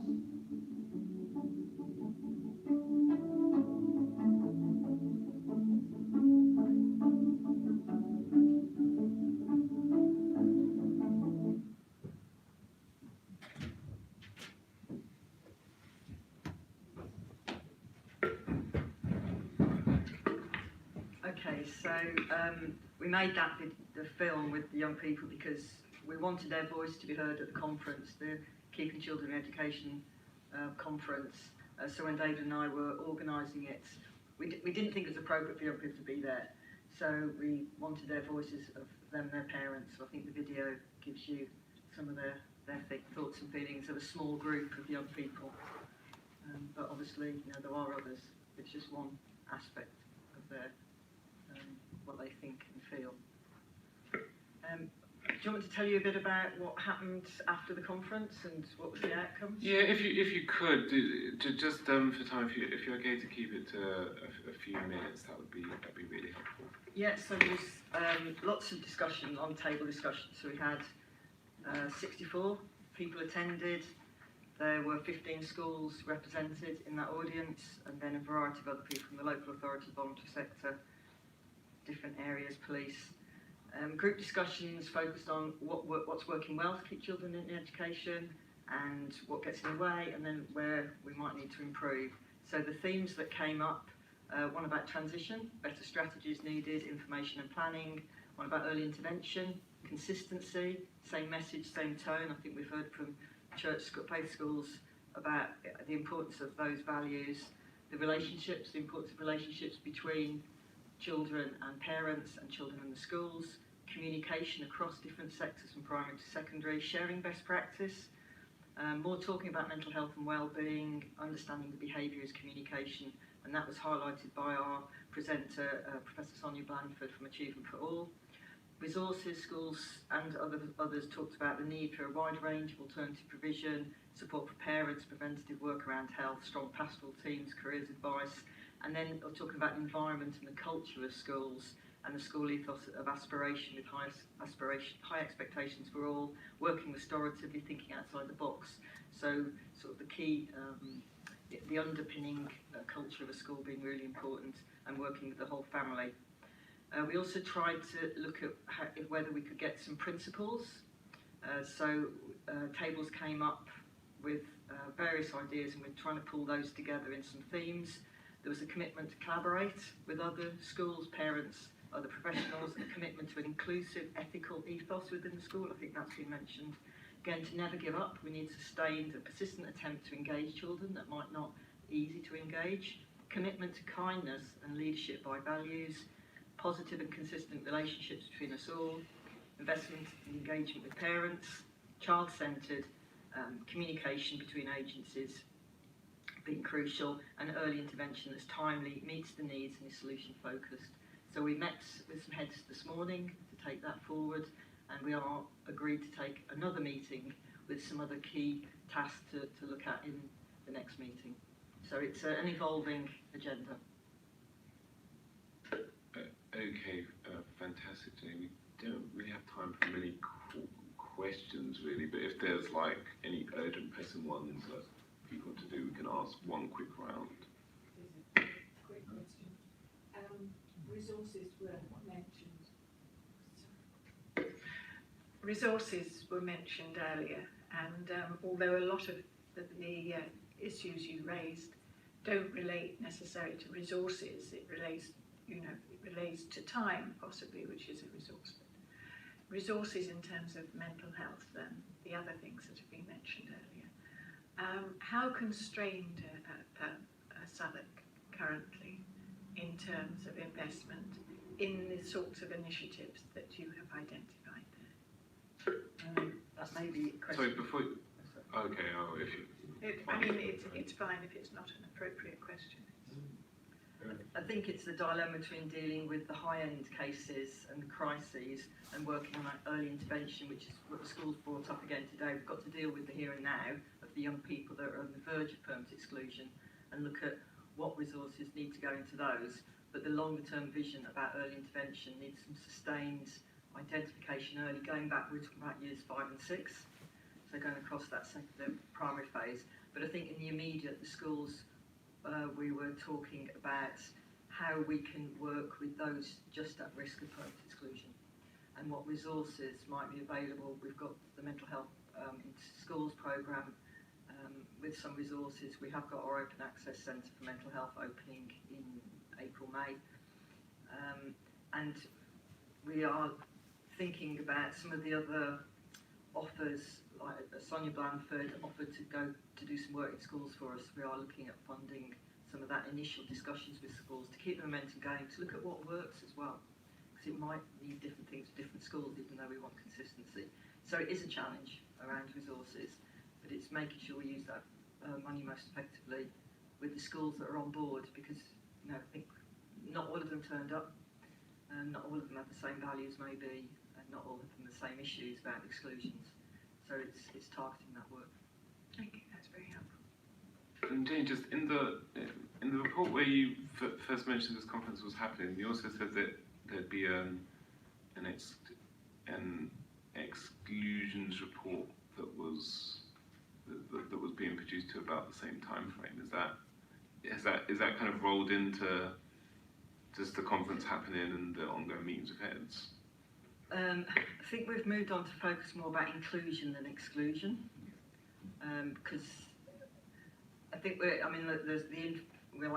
discussing tomorrow about the summer house pupils and following the last commission, because I think some of that's getting ahead of ourselves and not just looking at retrospective stuff is important, but it's, I think, focusing our resources on who might be most at risk of exclusion now and what will work with them, rather than just all the stories of who's been excluded. I think we're trying to balance. Okay. No, but you mentioned that there was a report that was going to tie into like kind of actions that you were taking in the future. Happy to just. Yeah. I'll pass you note just on the reference. But then you're also going to come back to us on that summer house question from last time We've got about a draft report going children to a that are meeting tomorrow morning. So. Great. Sorry, just for context there, we spoke at the last meeting about, or we heard from, was it Wanzo? Yeah. And they spoke about their, I think they did call it a pupil referral unit at primary school, and how none of the children who'd been through that got permanently excluded at secondary. And we just wanted to understand, in the Southwark context, for children that have been to summer house, knowing that it's not approved, just like if you got much of a track of that. Okay, thanks very much. Okay, so we're going to pivot to the other side of our Education and Business Commission, and look at some procurement-related questions. So the first, we will come back to a couple of education points, don't worry, including SILS. So we've got item 8 on the agenda, which is the Southwark Chamber of Commerce. We have a Charlie. Oh, I missed mine. No.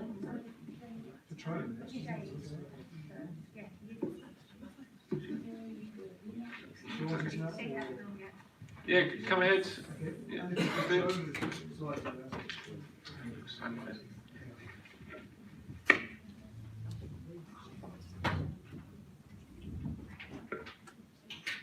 Oh, yeah, sorry,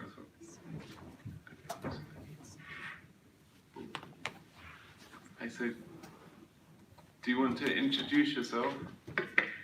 I'm Shadi Abdul from the Southwark Chamber of Commerce. I'm here with Les Johnson, who's the chair.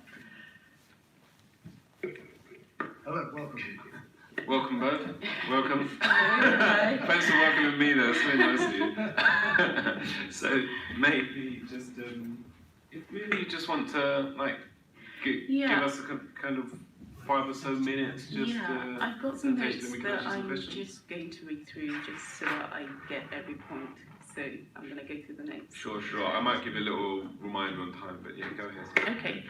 So the Southwark Chamber set an agenda to engage small businesses led by people from ethnic minority backgrounds in September 2019.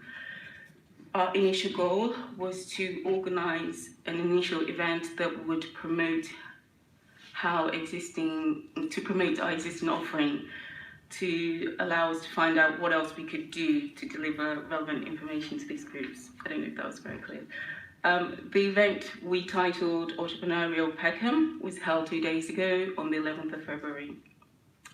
We partnered with Theatre Peckham and developed a theme for the event based on forming partnerships between large and small businesses for mutual benefit and for the growth of the local economy.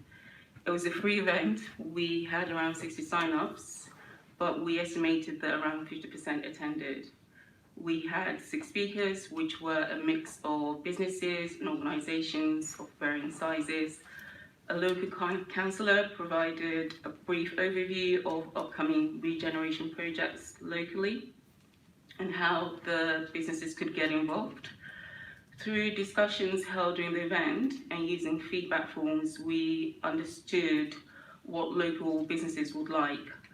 So what we generally got from these forms were that they would like a more centralised location where they could find out about potential business opportunities to explore, available business funding, key business events happening locally, training opportunities for startups and small businesses, help with connecting with other local businesses and developing partnerships with relevant organisations, help raising awareness of local businesses in the area so that they can promote each other, case studies of business startups and journeys. As an organisation, we learned from organising the event that we need to develop a strategy for reaching and engaging a wider audience of businesses actually based in Peckham. Although 60 people signed up, we need to find out how we can increase the number of attendees. As an organisation, our broader vision for the diversity and inclusion scope is to create opportunities where small businesses can access supply chain opportunities working with established businesses. We also would like to broaden our offering as our work develops in this area to look at mentoring opportunities where interested corporates could offer a few hours a month mentorship to startups and small businesses. We would like to run specific workshops that will be beneficial to startups and small businesses, such as social media marketing and public tenders workshop. We understand that finding affordable workspace is a key challenge for startups and micro businesses. So we would like to develop relationships with workspace providers on the basis that we would point the Southwark Chamber of Commerce members to them. Finding out about business opportunities in the borough is a challenge for startups and small businesses to keep track of. So our aim as an organisation is to develop our website as a source of relevant information signposting where members can gather further info. The Southwark Chamber is a not-for-profit. Yeah. So the Southwark Chamber of Commerce is a not-for-profit organisation managed by a small group of local businesses. We volunteer our time alongside running our own businesses. Access to funding continues to be a challenge, but we see the potential of what a business community in Southwark working together could deliver to the growth of the local economy. And we would like greater support from Southwark Council in regards to funding so that we can be of use to local businesses and to develop a closer working relationship so that we can be the link between the council and the local business community. Thanks very much, Charlotte. Could I come in with a quick, sorry, I got quick question? You're You're right there as well. You're really well. Prop. Really well. It's fine. You can come in at somebody if you like. Two things mainly. One is just what you're hoping to kind of achieve in the imminent kind of future. If you like kind of set specific like kind of goals. Exactly. So I've just got two questions. So it's okay. And then the second was, are you like really helpful list of the types of needs and issues that kind of see businesses are raising with you? Given the specific focus of your work, are there barriers that are specific to like ethnic minority-led businesses that you're particularly aware of? Because that's one of the things where we haven't been able to kind of get that much specific information because it's not necessarily tracked at a kind of council level. So I'm really interested if there are specific barriers that are kind of ethnic minority. Yeah. I guess it's. Do you mean for myself as a business owner or generally? More generally. I think it was what I picked up was access to training and also case studies. That was different to see that some people mentioned wanting to see others having done it and to hear about their stories. I think that was one that I picked up on. And training was the other. So workshops relating to, we had a lady who's a social media expert. So she really talked extensively on that. So in our feedback forms, we picked up training being listed on a couple of occasions. Yeah, and also I think it was also about finding out about opportunities. So a good question that was raised in the audience was, how do you find all this disparate information and how there's a need to have a centralized location where people can go to. And we think as an organisation we could potentially offer that if we can get organised and have the funding to do so. And if I may just sort of add to that, and this is my first year as chair, so it's a bit of a learning curve for me in many respects, really. But going around, and in fact, I just want to say what some passionate kind of stuff was going on earlier, looking about the exclusion side of things. So it's great because that's kind of pre-business, isn't it, really? So I think that jumping from pre-business to business is, and the word hope has got to be there. And I think that's what I would like to think the Chamber can try to do is seems the lack of signposting is what we've had meetings with different groups. There's Great Southwark Works, there's Dean Williams, they're doing the start of in London libraries, there's Step Ahead, there's lots of groups out there, but it seems to me that the paths don't really cross. And so to me, an idea would be like, so that it's like a bicycle wheel. There are lots of spokes and they all come together in a hub, and it's kind of making an effective hub. And whether that's a chamber working with the borough council, which I think would be great, because I think you're aware of sort of resources that are out there here we can make. I mean, Charlotte said, well, it's a voluntary thing, so of course I have a day job as well, and you get frustrated because you want to move forward, and there's lots of opportunities there. We're very, very lucky to have London South Bank University who sit on our exec, and they're doing wonderful things, and Sarah, and there's a lot of passion there, and I think that's something also with Southwark College, and now there's the London School of Communication, so some great education and students coming there, but it's kind of what happens kind of below that level, and that's where we've got to try and do that. And I'm sure that Train will probably talk about it, but I know I don't live in London, but in another borough where the county council procurement procedure is that on big contracts, the contract has to provide some learning centres to try and promote certain numbers, a level of school leavers or unemployed people, to try and give them that training, and they do that. My concern has always been, like so many things, you can tick a box to say we've hit the targets, but then we have to revisit it in 2 years' time and say, is it still working? Because it's like getting that old 50% of people to go to university, which is great, but how many of those 50% actually go through the course? And I think it's adding real value, making it work. Thank you. Thanks very much. We have one last question. We have two more questions, but Lynette, do you want to go first? Just, it really was regarding the list that you made of things that your clients wanted, and then you alluded to school and to education, and their focus on mentoring and training, but there was no mention of apprenticeships, which seems to me to be a crucial aspect of business improvement. The audience that we had on Tuesday it was a mixture of startup businesses and small businesses. We did have in the panel larger organisations that spoke about apprenticeships and offering social value and getting younger people involved. But in terms of, we were looking to capture feedback from the audience, and that was the makeup of startups and small businesses. So is there any intention through your organisation to I think we always do some work. That's one of the spokes, really. I mean, there's certain works in various things. I mean, yes, it is. So we might not do it. Well, if not to the hub, probably very close to the hub, really, I suppose, really. So yes, and that's what I think we have to work on.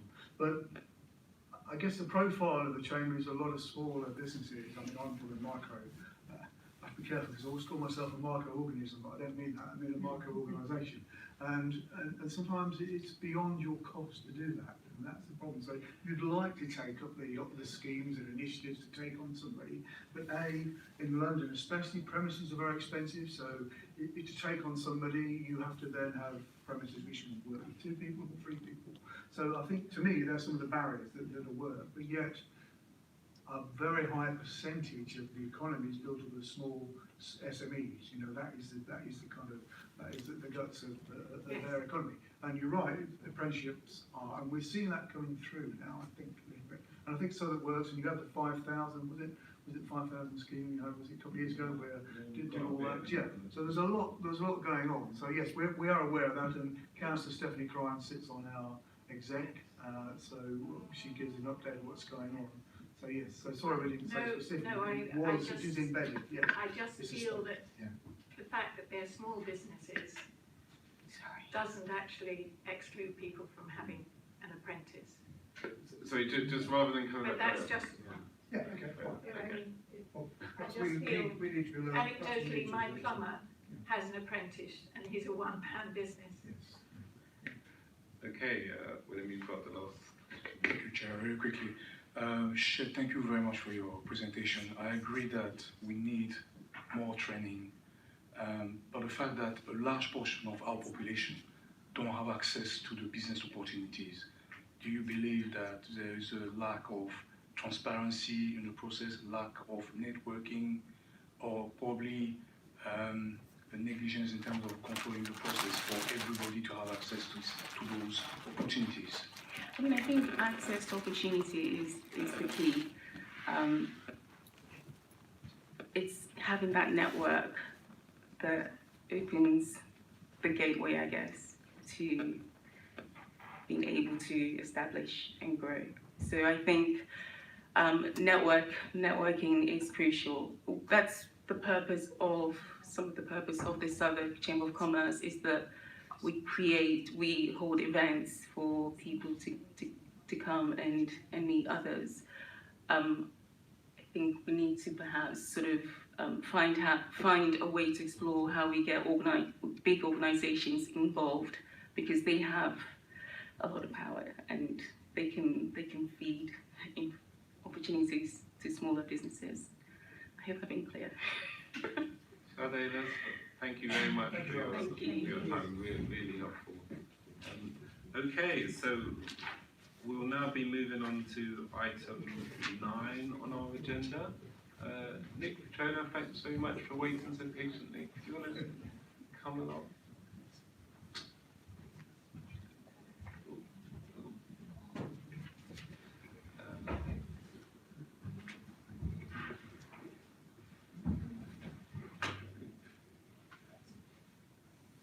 Have a seat. Buns, I think you'll get some help from... You sure? Yeah? Okay. All right. So, if you could both introduce yourself, and then you've got the floor. Or you could aim for, I don't know, 7-8 minutes for the presentation would be great.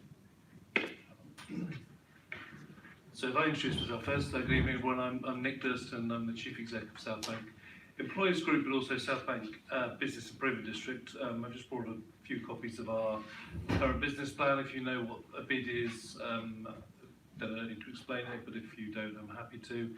Before Petrola introduces herself, I just want to say that we are separate organisations, but we work together in partnership, and we'll touch on that in the presentation. Sorry, I'm Petrola Wickham, and I am... Sorry. Yeah, Petrola Wickham, Director of South London Procurement Network. Just want to say thanks to Les and Sade. I think you've actually made my presentation a lot shorter, because some of the issues that we actually have encountered it's a similar theme throughout, I think, most business support organisations. So, just to give you a little bit of background,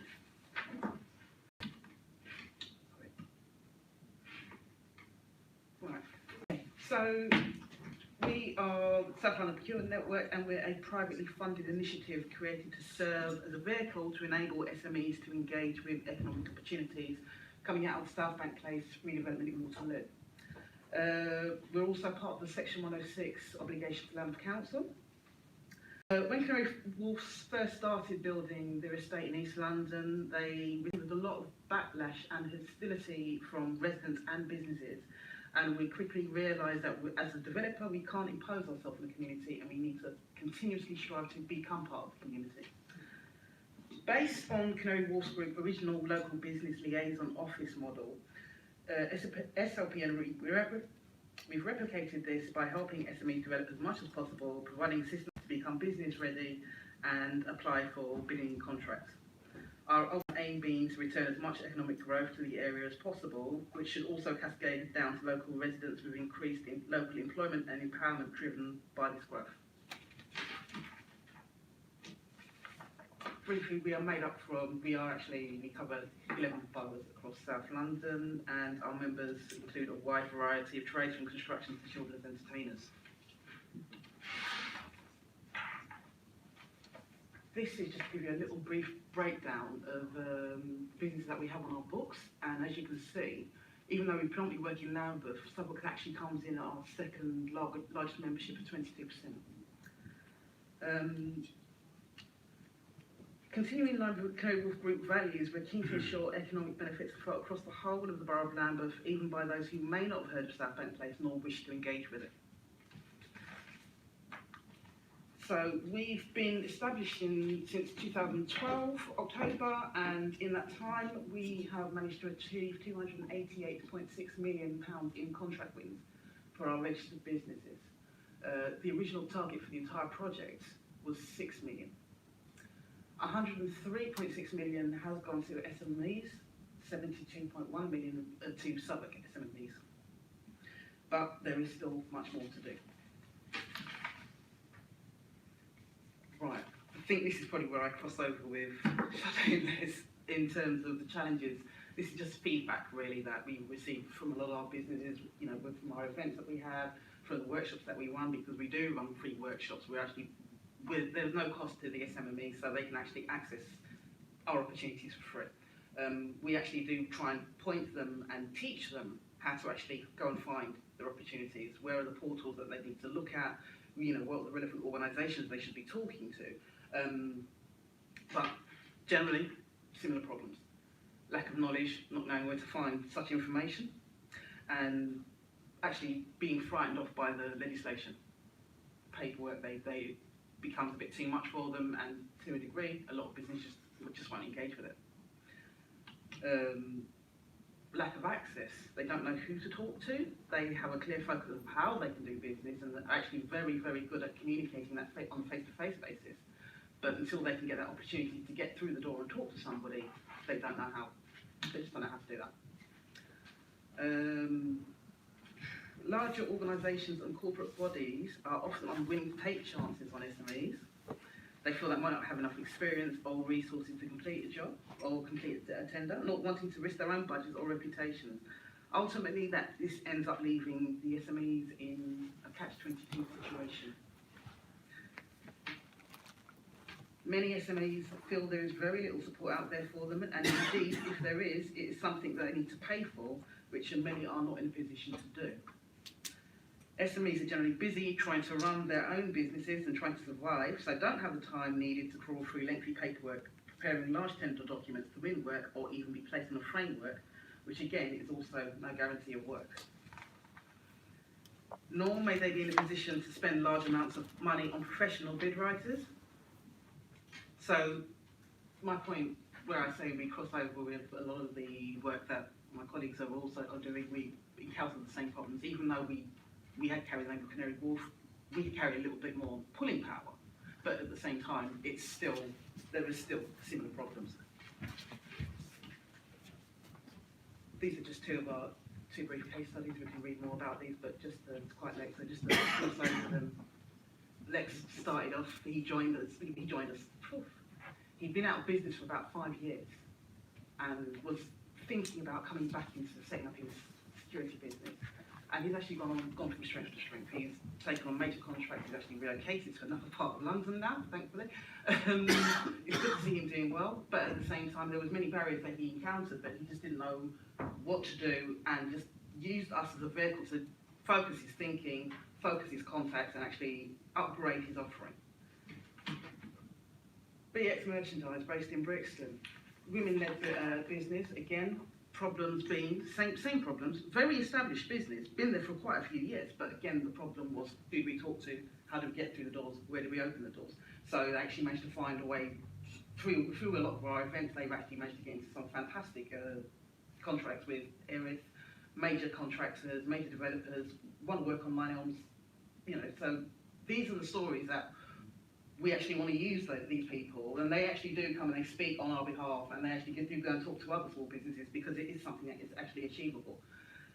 Right, so, sorry, I probably want to hand over to Nick at this point. Yeah, thank you, Troy. I'll be very brief. So, as I said, I'm Chief Executive of two organisations, two not-for-profits. South Bank Employees Group have been around for 30 years, and South Bank Bid. The Employees Group set the bid up 6 years ago. We won our renewal ballot last year with a 99% majority of businesses voting in favour. We cover part of Lambeth and a small part of Southwark, but I work extensively with your other bids that operate in the borough.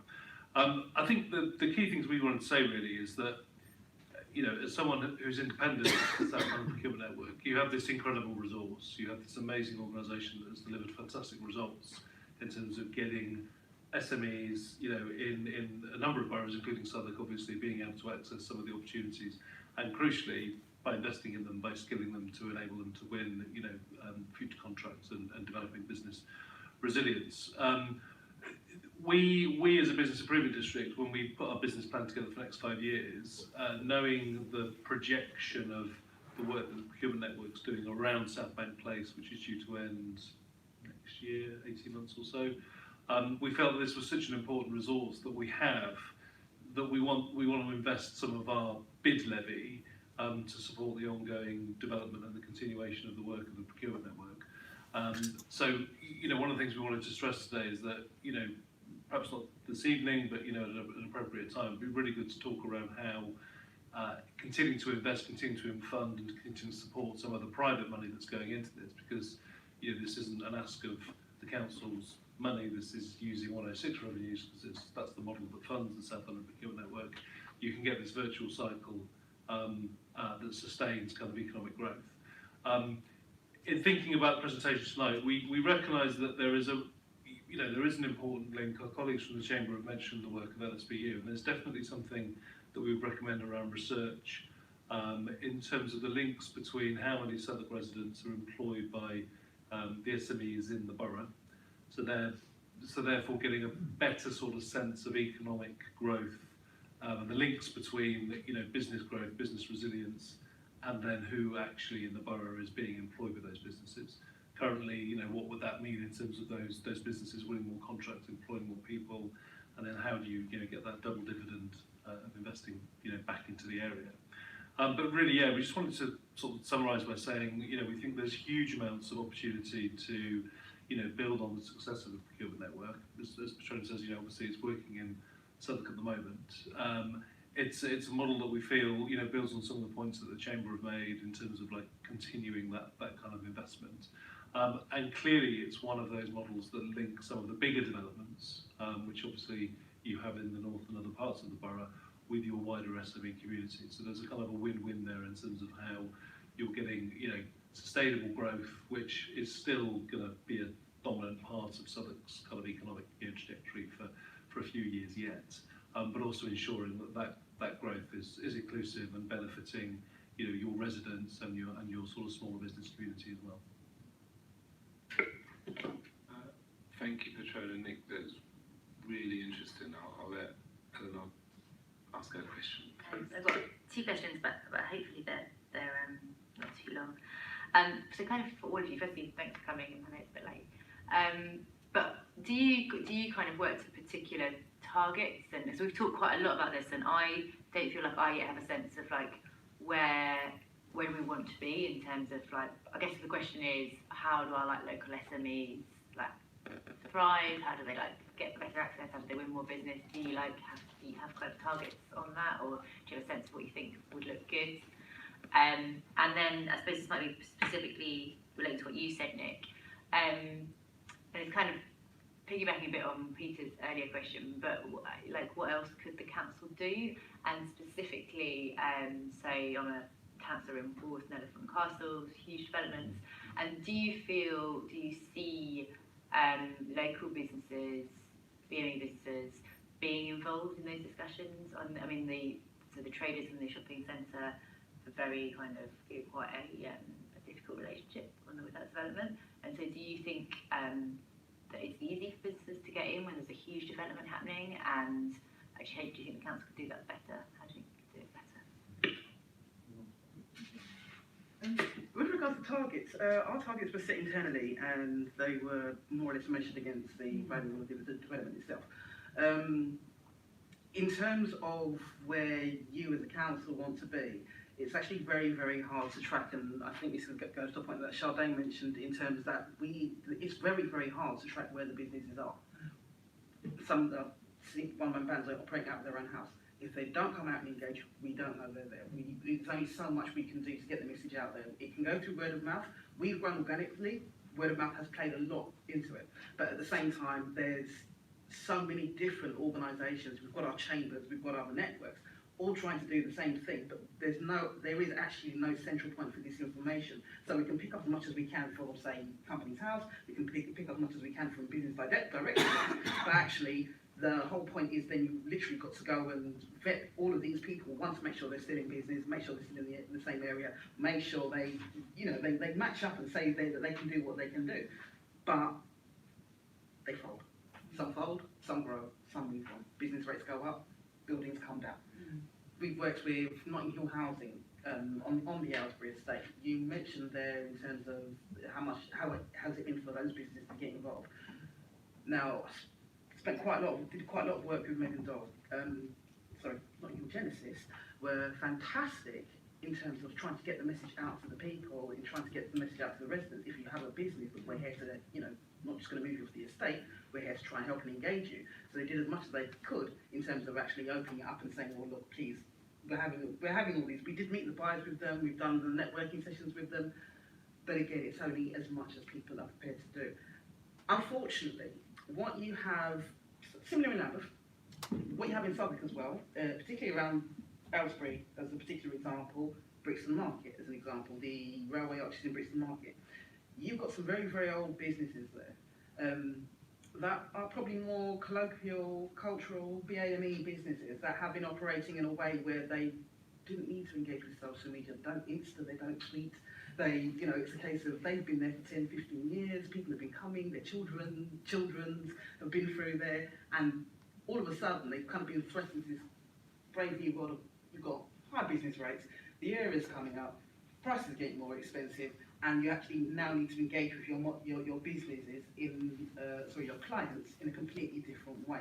So it's almost about re-education. So there is so much, when I say there is so much more work to be done, I feel, let's be honest, one thing we are honest with our clients. It's hard. It is actually very hard to say where you as a council should be doing. What Canary Wharf have done, we've tried as much as possible. We write into all of our contractors, our trade contractors, even with after use of all of our buildings, that they are obligated to use a particular percentage of local employment in terms of when our businesses are coming on board. So, for instance, I'll use Marks and Spencer, South Bank Place as an example. We've rented out the premises to them. Before they've even got here, it's in their contract. You are required to use, and you will need to demonstrate that you're using a certain percentage of local employment. Then, obviously GDPR rules came in, so we kind of had to narrow that down. So we will judge that by postcode, but we're asking your HR department to let us know every month what percentage of your staff are in this postcode, are in these postcodes that belong to our borough, because that's what we need to know. That's the obligation by fostering that relationship and fostering that mindset before they get there, it's far easier for them to continue with that. So if there's one message that I would say to the council is, if you can write that into your contract, make sure you do. Make sure you hold us as developers, hold our feet to the fire, and make sure we're sticking to it. Sorry. Yeah, and I think the only thing I'd add to that is that, because your questions, spend all night talking about that. It builds on what Patricia said. I think that there's something about investing in a resource that works. There's something about, it's about recognising that, often things are done on a project basis, whereas increasingly I think there's a recognition of just moving away from that and investing in kind of infrastructure that absolutely is here to stay for the duration, that enables local residents, it enables SMEs to have a proper method of engagement. I'm not employed by Canary Wharf, so I can say this. I think the approach that Canary Wharf have taken have done exactly that, which is, there's a presence there on the ground. There's a service that is out there that is ensuring that economic, benefit is invested in. Yes, it's done through a big scheme, but what you don't want is them to sort of lose what's effectively been set up. It's an enlightened developer that's brought this resource, that's shown boroughs how you use your 106s intelligently and with purpose. And there's a really, really effective template here that I think Southwark could learn from and work alongside. Because if it's something which, as a bid, we went to our businesses and we said, look, we think there's something really good here.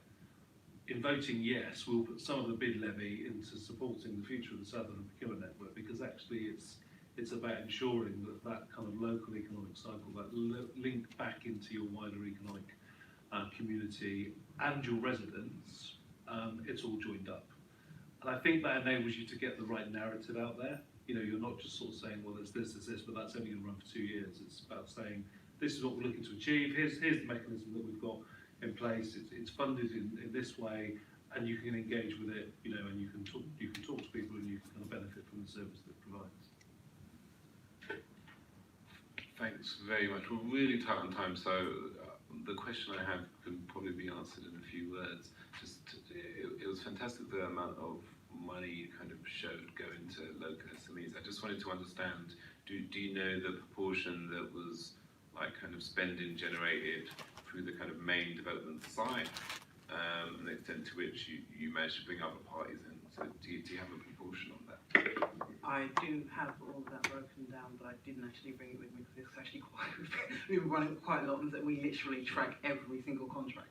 So it's a lot of information, but yes, we do. Okay, great. Maybe you could share it in some way, just if there's anything to take from that. Yeah. Great. Sure. Thanks so much. Really useful contributions, and thanks again for staying so late. I don't think we had a burning question that point. Okay, thanks so much. I'll leave you to it. Yeah, please do. Right, cheers, Nick. Okay, we're nearing the end. Thanks for bearing with, though we do have we've got some great content left. Next item on the agenda is to note. We have, it's item 10, is a report called Creating a Good Local Economy Through Procurement. And this was shared by CLES, which stands for, I can't remember what it stands for. No, they're based on Manchester and they support the strategy model, which people might have heard about. And they also have the European network. Yeah, and I mean, the main thing I wanted to flag, it's on 45 to 66. Yeah, 45 to 66. The main thing that I wanted to flag to members really was that it's a very detailed look at the ways of which an authority can try and encourage like a stronger local economy, and variously looks at approaches to conducting procurement, and it breaks it down to like the broader procurement strategy, the way you actually do procurement, what sort of pre-procurement support you have in terms of lists, training, and similar, and then the way you go about like kind of actually like kind of monitoring contracts and the mutual social value and similar. And I think there's lots here that is quite relevant to us, and I hope we can draw on it in our recommendations. I'm going to propose, because of the time, that we don't kind of discuss, but we just kind of make note of that report, if that's all right. Okay. Item 11 on the agenda is the exclusion survey. Yes. So that needs help and assistance to get it out. We had a fair amount of interest. So we've had people contact, and some really interesting volunteers actually are obviously doing some great work in Southwark, but that hasn't necessarily translated into lots of people filling out the survey. So we're going to have another push on it and keep it open until the 1st of March. So they're going to tweet and Facebook about it. If you could retweet that, recontact your networks, that would be great. And hopefully we can up the number of completions, which is currently at 3. So we want to try, our target is 25 on each survey, but we've got a lot of ways to go there. Yeah. I kind of minded something like different on the topic but similar on Lambeth, and they had I think you won a £50 Marks and Spencer's voucher or something like that. I don't really? Yeah, I've seen us do anything so kind of like that in Southwark, but I don't know if that is that. Yeah, can bring that back to my to the people who help run these things as a suggestion. Yeah. Good idea. Good suggestion.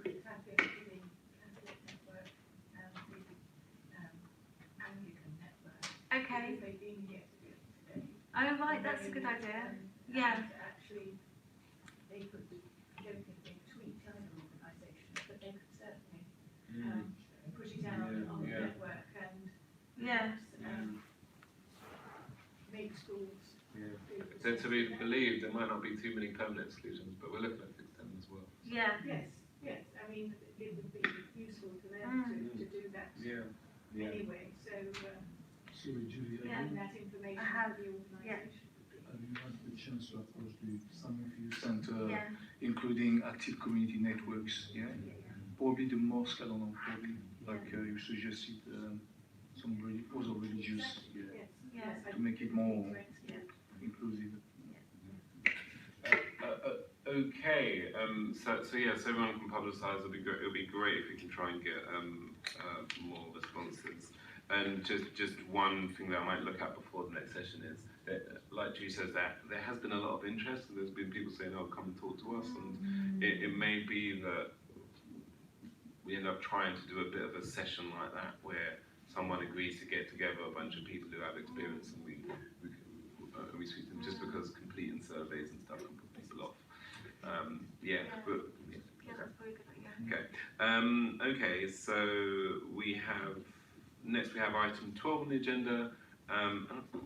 We've kind of had this before, but just making sure we've got the relevant parts of the Tinson report kind of on record for the Commission. So that's just to note, we don't need to discuss that. And then next, we've got item 13, the Southwark Cruise visits. If we could just take literally like 2 or 3 minutes on this, just to kind of talk about, you touched on it a bit, just to talk about your visits yourselves, and then I'll wrap up, because I went along as well myself yesterday.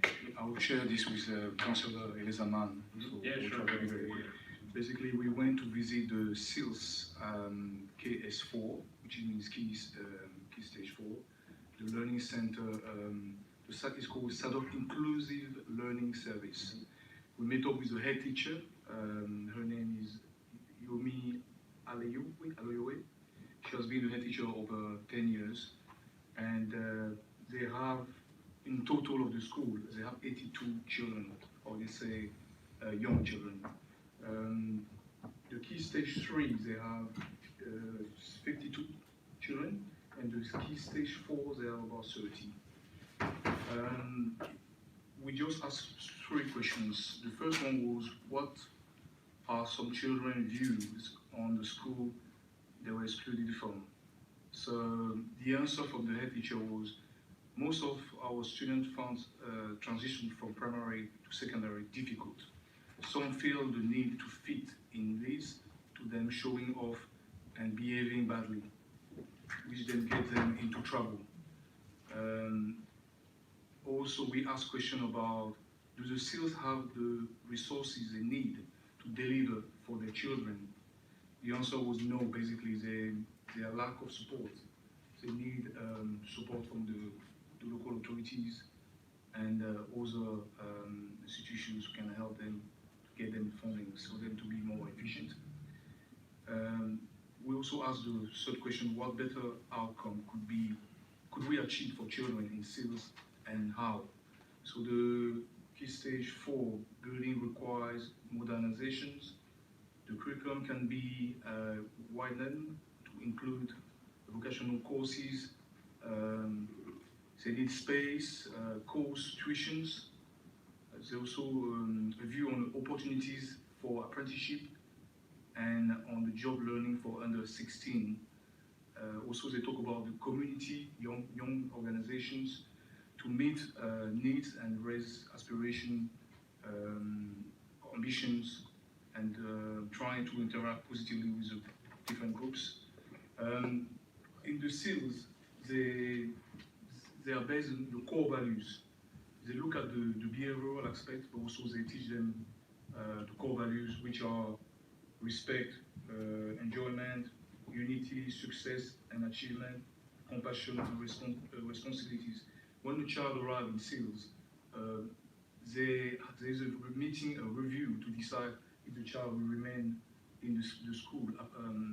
So there's a meeting with the parents also, because it helps them to understand the background of the child and how to tailored way to respond to the need of the child.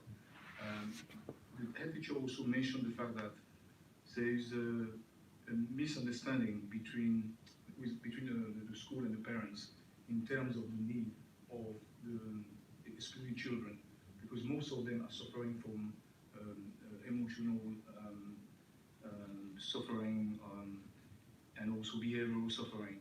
And the school failed to understand that and to just exclude them. So they need to spend more time to establish an educational health plan to try to reduce the amount of exclusions. I don't know if you can add more stuff there. Yeah, well, after we spoke to the head teacher, head teacher, we were really impressed because we didn't realize such a service existing in Southwark and taking the excluded children through and preparing them to get back to the school. And they are successful in that. And people do exclude it again, then they take them back again to their school. And if they couldn't send them back, they keep them until they complete their education. So that means any excluded child is not going to leave without any full education. So they concentrate on English, IT technology, and maths, the important subjects. And then we took a tour of the school and we saw the children learning. We could see everybody, the children are very attentive. No one seemed to be really corrupting the lessons, and the teachers are very good and supportive of the children. And head teacher said they could do more for the children if they have more resources. The resources is just enough to teach them in the basic subjects. So I felt that all local authorities should support them to get a bit more variety of like vocational course and also different area for the children to visit. For them to, they have no resources to do that, and so that these children can be inspired. Most of them have no inspiration. They have come from a very deprived families and poverty. So for them to take them out and show them that they can do better if they see other people or other organizations. And we've spoken to some of the children. They are quite conversive. And on the whole, we are very impressed and what they are doing, but the results they are getting, they are building it. Now it's not enough because more and more children are coming. And so I wonder whether the local authority could really speak to the head teacher and visit the school and see whether they can provide more resources and assistance. And these children seem to be very ambitious now. They don't seem to be corruptive when we talk to them. And so we are really pleased such a service is existing in Southwark. When we asked if there are alternative profession, at the beginning we were told there's nothing in Southwark, but there is something, and which is really working well. This commission should support the school. And we asked the teacher, head teacher, that she could come and speak to us. She said she will. Thanks so much, Lars. So I went along as well, and yeah, credit to the work that's being done there. Clearly, hardworking teachers. I mean, it's a very intense environment, and I went to the Key Stage 3 site and heard some similar stories to kind of what we heard in the video earlier about some kids who wanted to do some other subjects and similar, but also like that there were a lot of staff in there, and it's very resource intensive as a model as it is. And on the Key Stage 3 site, there's also I think a new building that's being built off the back of kind of forward commissioning of places. So it seemed that there was a significant amount of resource there. But Yomi, the head, did recognise that, like, well, the outcomes being achieved for children aren't satisfactory. They're not. And part of her challenge to that is, well, they're often starting from a very difficult place, you know, whether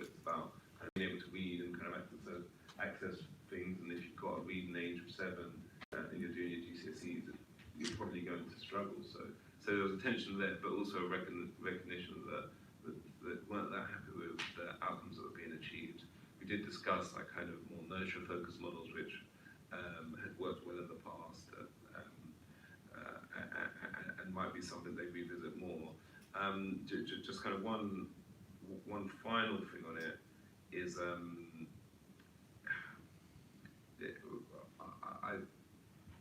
there were kind of some concerns raised, and there were some concerns raised from, well, there were a number of students there that were quite happy, I'd say, in some ways, or at least I thought they were on a kind of positive trajectory. But there were other children who felt like, well, even the activities they did do there, they couldn't really enjoy them, like PE and stuff, because of the small setting. So it did seem that there is a question about, like, well, you've got very vulnerable children, and the environment isn't necessarily appropriate for all people. But the difficult challenges, great to have been able to see, and it provides a good additional reference point for us all. So we have fallen behind our agenda, and our last item is probably not going to get. When I say our last item, our last item is probably not going to get the fulsome treatment that it deserves. Could I suggest that we just do kind of 5 or so minutes on this? Yeah, if you're willing to carry on, you can carry on. I did point out that we ought to have a copy of your suggestions. Yeah. So I shared some like just kind of recommending suggestions, just to kind of prompt our thinking a bit as we kind of head into making recommendations. Yes, that's right. Has everybody got a copy? Okay. No, I did print out some, so there should be some around. I'll just try and fish them out. And you've got a large copy there as well, Eliza. I'll print this one out for you. I'll come on to the So essentially, my suggestion in the main isn't that we go through each of these, as they've not been written as fully polished out recommendations. But it was, what I tried to do is like identify some of the main thematic areas where we're likely to be making recommendations, and the kind of direction that I think we're going in based on the discussions we've had today and what we've taken in. So I don't know if people have had a chance to read particularly, but maybe we could just like start on education and talk about the areas that we hope recommendations will cover, and if there were any major gaps in what you see there in particular. Like, so at the area level in the first instance, and just for any listening, I think that there were points around data collection, there were points around the kind of processes and procedures for off-rolling, around homeschooling. There does seem to be data-related questions, but also there does seem to be data and process-related questions. And then there were also some areas which were about things that might be tried in conjunction with schools, and things that are focused principally on what the local authority might do. So we've tried to kind of look at the main areas where we could possibly be making recommendations, and at least set out some initial ideas there. Do people have thoughts about other areas that we should be thinking about making recommendations based on all we've heard about exclusions? Lynette? I just wonder if it could be pointed up about primary and secondary, not, that's not pointed up, and the whole issue of transition. I mean, I think it's in there somewhere. Yeah. It needs expanding. Yeah, that's fair, and I'm really interested to hear from officers on kind of children who've been involved somehow, or like are getting some of those age exclusions, so we have a bit more of a sense of like what's happening at the transition stage. I guess one thing I didn't know with when I was mentioning SILS was the anecdotal read from the head there was that a number of students at SILS had been at summer house. Was her read, but we're not being data driven enough on that. So I hope we can hear back from officers and and get quite a clear recommendation there. Yeah, and also the school we visited, the head teacher said regarding the resources, the schools are not releasing the money for the children because the government gives funds for each child. So when the excluded child come to alternative education, that fund should follow the child.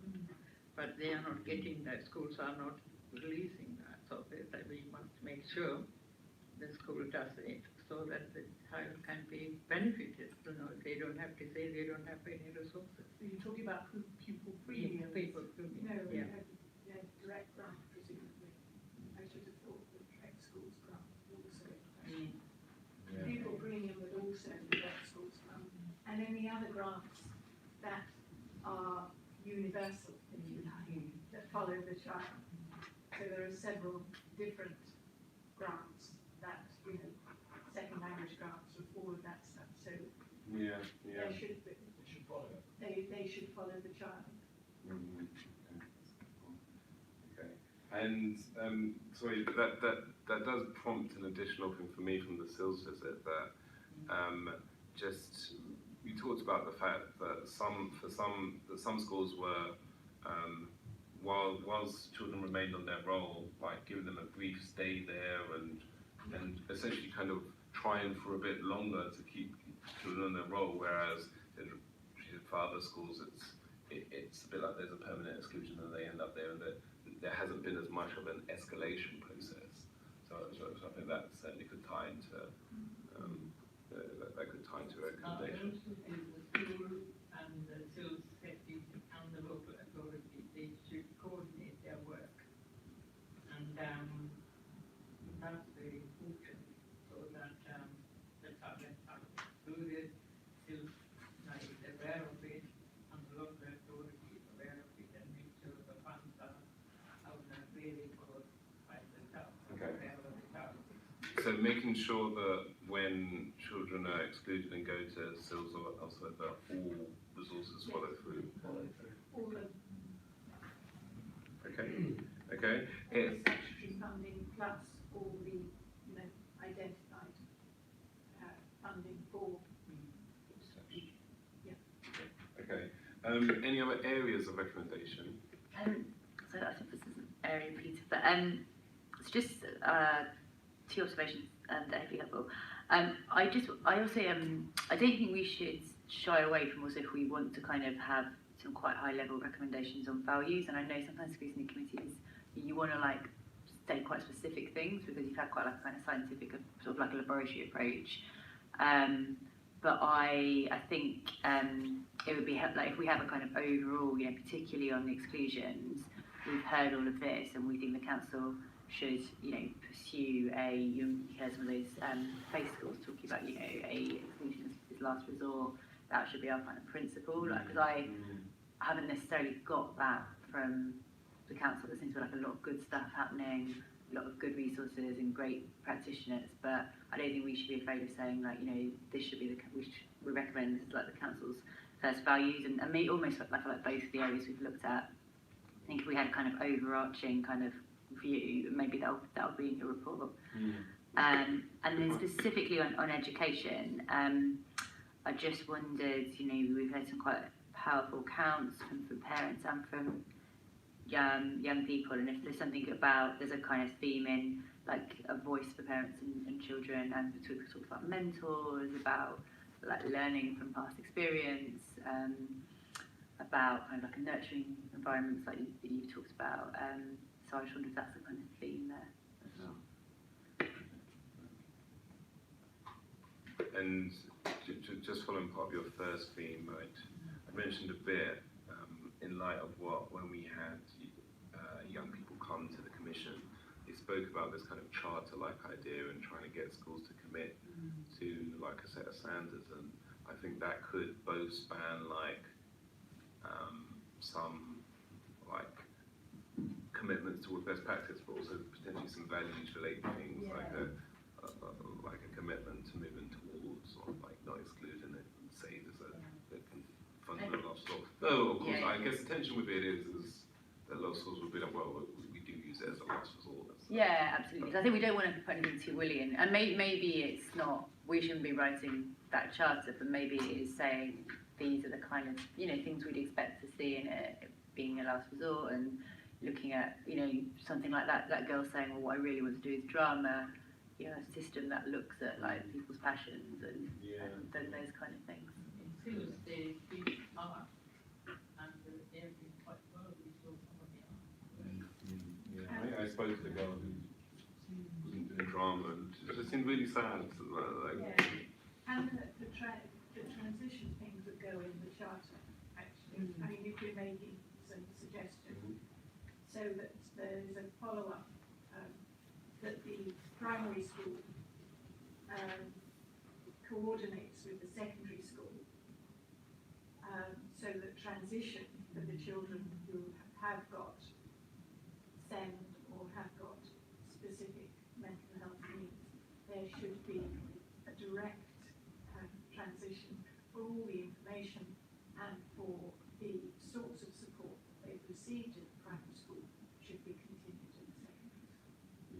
Because that's why it fails. If you've got a SEND child who is likely to be excluded, or a pupil premium child who is likely to be excluded, then to look at how you can give rigour to that transfer and make sure that both schools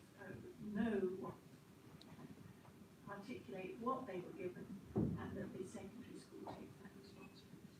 Because 9 times out of 10, it doesn't happen.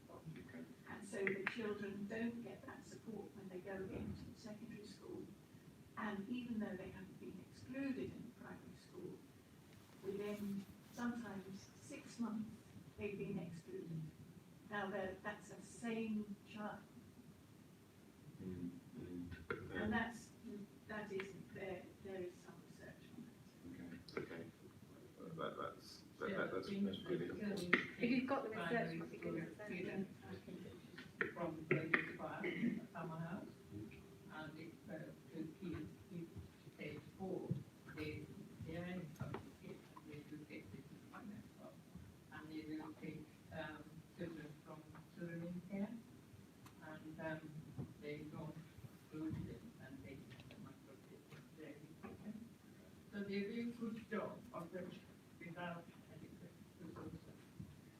And also the building is not really appropriate for more people are going. And we should see some section money or something to really build them a proper school. Just the building they are making use of it. So potentially something around the kind of ensuring the adequacy of facilities for our kind of inclusion services. No, for inclusion services, I'm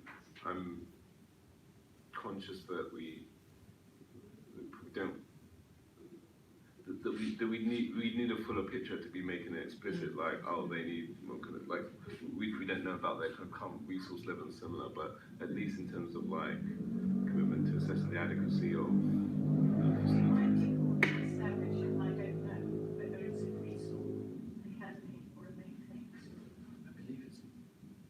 I don't know what it is, but the status of the school will depend generally on the... Yeah, it's a bit confusing. I did ask yesterday, but... Yes, because that will certainly have an impact. So the council commissions places, so I think it's like, on Go's requirement, it's like... Probably a free school. If you commission places, it's not your school, is that right? But I feel like you can still be a type of maintained. Anyway, there is an impact. Yeah, depending on the status of the school. Okay. Anyway, I can establish that clearly what the status is. Yes. Okay. And just one thing that's come through a bit today, and I just want to touch on a kind of last education one, unless there's other pressing things, and people feel free to follow up afterwards. There's been a fair bit of mention about the amount of like kind of early stage work with people who might be at risk of being excluded, and some allusions to like at a stage we were better at. We're better at kind of like that. Some of that early prevention, both in terms of like access to other services, but also like even just kind of council awareness of it and the ability to like kind of nip things in the bud. And okay, all right. But I just wanted to check that we're broadly supportive of that. Okay, if it's a I just want to say I'm quite concerned to hear about the very high proportion who have SEN, and I'm just wondering if children who are maybe from more disadvantaged backgrounds and having less lucky parents, they're not being diagnosed, say, by the time they leave primary, and they're already leaving primary, not having passed their SATs exams, and then they just fall. By the time they get to secondary, then they're totally overwhelmed. I think there's a failure to diagnose those emotional children will know issue. things like, that they may have undiagnosed dyslexia, undiagnosed ADHD, things like that. And then they're not getting the assistance, and that's why they're struggling, say, to work in classrooms and groups, or struggling to read and write. And do you have specific ideas around kind of recommendations? Well, maybe there should be blanket testing in primaries for things like dyslexia. I don't know if any local authorities is available. Yeah, it may be that there is an issue about late arrivals in all of this discussion. Children who are coming into the country legitimately, or as asylum seekers who are not native speakers of English, not even second language speakers of English, and the impact of that on that. And there must be some research. It should be a mixture of many different things. This is including what you just said, but also it could be some emotional causes, absolutely. trauma from the circumstances of the family. It's a mixture of different things. They haven't been diagnosed in primary school. They come to secondary, and they're handicapped from day one. Handicapped in the general sense. Sure. So in terms of recommendation, can we propose something around the way to diagnose those different cases that we can, which can come across, whether it's in primary school or secondary school? So supporting, maybe saying to the council try and support broader, like more testing. And through the transition period. Transition to secondary, and later arrivals, because the later arrival could be year 6. So children who haven't really been at the beginning of the infants, by the end of infants they'll be reasonably capable in a good school. I mean, there won't be much difference by the time they join junior school. The ones that the ones that join late in primary, year 6. And who would this be a recommendation for? Well, I think you can just bake it in. No, but who would we be directing it at? I mean, would this be a point? Well, yeah, I would have thought you could maybe, there must be grants out there for the local authority to get hold of, actually. I would have thought. I don't know, because I'm not on that network, but I would have thought that if you put it in, then it would be something that extra resources for those particular children. I mean, you can make direct recommendations to the local authority, and most of the maintained schools, we have direct influence over to a great extent. So the schools will need extra money if they're going to make a difference. So there are lots of money out there, and presumably. All right. On primary, because we have primaries that are under local authority control, all their voluntary ages. That's more true. There's not that many preschool primaries. So we could look at what's going on in year 6, and particularly those children who are already sort of falling well under the levels they should be in their reading age and such like. And have a look, maybe there should be resources in discussing those children more before they get lost into year 7 in secondary. There's also, I mean, I think you're right about extra vision that you could add, and also bearing in mind there is this additional investment coming online for mental health. I mean, it's not. Yes, that's. Yes, so that's a quite big tranche of Yeah, so There if are it pots is, of money. yeah, and that's council dedicated money Yeah. to improve mental health provision, so that is something you can make recommendations to. But I think if we make it too broad, you know, it's nice and succinct at the moment. What we perhaps need to do is to know what we mean behind some of the statements. You know, is this a statement in our, is that would require funding or not? So that you know the implications of what you're, what's there. Yeah, no, very much agreed. You know, Regarding the health check, the children in care, through the committee, we recommend that every child should be checked, have a medical checkup for everything. And yeah, I say similarly, the excluded children also have a health check. So then that will be followed up and periodically, and then everyone knows about the health of the child, and that follow the child wherever the child goes. That's how it should be. I think that's how it's designed, but it doesn't happen in some schools. And eye test and hearing aid test, everything, vaccinations. So that's done anyway in primary schools. Well, it is done because there is a, you know, because of the whole consent, it is done. I'm very conscious of time. So can I suggest that that people share additional recommendations, suggestions, perhaps by email. You don't want to make it too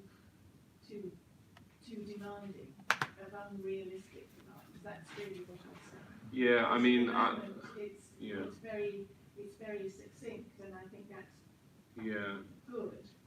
The problem with extending it on paper rather than saying, okay, this is what follows from this, and you need to put it in those particular things. So we make these recommendations, and the implication of these recommendations when you present them with the ABS. Do you see what I'm saying? No, it makes total sense. Because otherwise, how we act. And what's possible. Yeah, I mean, I'd envisage that some of these things might be a bit difficult to cost, but we can at least look at the question. Yeah, some sort of reality check. Yeah, sure, okay. So recommendation on the labels. Okay. So that we at least give it some rigors here. Literally, could we say that 5.2 is our just total stop time? On the procurement side, I just wanted to check that people are broadly happy with the areas that we're touching on there as well. Now, there's kind of less to cover on procurement because I had a Brexit question. I wanted to say nobody mentioned Brexit, and I was going to at the end. I thought actually absolutely brilliant. You know, the elephant in the room hasn't been mentioned. The Brexit committee that did quite a lot of things. But you know, all these small businesses, we've been told over national media that nobody's prepared. Yeah. Very few people are prepared because nobody knows what's coming down the line. Yeah. So I think it might be sensible to put it in there. You know, the impact, you know, to ensure that companies are robust in relation to the impact of Brexit. I mean, there's you know, there is a word cabinet member robust for Brexit, so we could invite Vicky. So I imagine that I think she focuses on the council's preparation for Brexit, but she will also be thinking about the kind of economic impact of some businesses, or the council tax, or for business rates, and development, and all of our staff, and all of say maybe Vicky with her Brexit group. And whilst I'm on cabinet members, I would say thoughts. It's a big issue, but I do wonder if it's worth talking to someone, keeping Peter, just thinking about developments, like the Elephant Castle, Old Kent Road, and water. So that really has some of the biggest, like, and they are housing and business development, already affect loads of businesses, loads of residential businesses. And it's a huge, like, I've lived in Newcastle one, it's huge, it's complicated, it's quite contentious. Yeah. But I wondered, someone like Dusty City giving us an overview and actually, like, how are we making sure that we're having developments that are helping SMEs, that are helping talk about, like, maybe. Yeah. I mean, I feel like it. I feel that that's a really good one to follow up on the Brexit. I think there was a very live question about the effect on those businesses, but I'm also conscious that there's like a kind of So I can see that it might be an area we do a recommendation on, but in terms of the kind of tackling with me not knowing the remit of the Brexit committee, that maybe we don't want to go too deep in that. Yeah. But the point on Johnson, I think it's great because. What else LPN showed up just sounds like really interesting, and the volumes of funds going to small businesses just a degree beyond kind of what we often achieve. And that may be because you just had that one huge sales centre development, and they could really channel some through it. But the fact is we've got large development, so why don't we channel some too? Okay.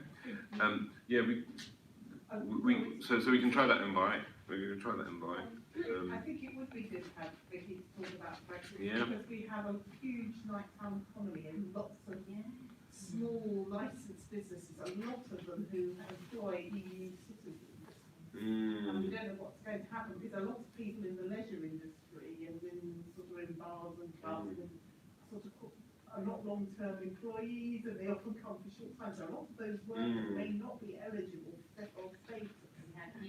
And also things like, Eastern European supermarkets, there's a huge number of businesses that will be affected. Yeah. I guess my question is, does that feel like a new line of inquiry? Yeah, I don't think it's we got a bit of roving to us. The Brexit committee. I wouldn't advise that you start doing a review on it, but you could use some time at the end of the last meeting to hold an interview or question and answer session of those members, and that would be quite a legitimate thing, I think, if you thought there would be some value in that. Just one thing to ask: if we had, like, for example, Councillor Shittu, would that effectively be too late to incorporate our recommendation because we're going to bring our final recommendations that day? So it may be that if we're focused enough, that we might be like looking to identify an additional one of a recommendation that we could pretty much be clear on by the end of the meeting. Then I'm open to trying both. But as long as very targeted there, like it is not what you do for business in big. So I'm fine for the Brexit one to just be an open thing that we accept probably isn't going to be reflected in any report, but we can still have a Q&A. Most commissions do a combination of that, and if you wanted to ask Johnson some particular questions, then you could flag that up to him and say you'd like to do that. You could send him the draft report, and that would provide some context for that. What I would suggest is that all the members of this commission group, that we all email in, maybe by you, the questions ahead of the meeting for both cabinet members, and so that they can prepare and they can put together some facts and figures. Yeah, you can send that to Julie and I. Okay, all right. Any other procurement? Oh, fantastic. Any other procurement related points? Sorry, there was just one thing on the questions. It's that so we did have that practice in scrutiny a while back, and so we sort of drew back on it just because of overwhelm and because it could sometimes create a huge work volume for the officers because then they have to prepare for things. So I would suggest that if you do want to send some questions in, it maybe just sort of be thoughtful and just a few, just because of resource constraints across the council, and if you could just be mindful of that. Okay. We'll agree like a few questions. And then if some are similar, we can put them together. Fine. Okay. Just say on the procurement side, if people could just have a further look at what I've shared and feed in by email. There as well. One thing on that, social value, are we going to hear at the last meeting? So I've asked officer for a report, and so I'm hoping that we might get, so in line with her coming to the next meeting on that, and hopefully if she's got something available in advance that could influence your report. Okay, great, thanks. Okay, so we've overrun a bit today, but thanks everyone for a really productive meeting.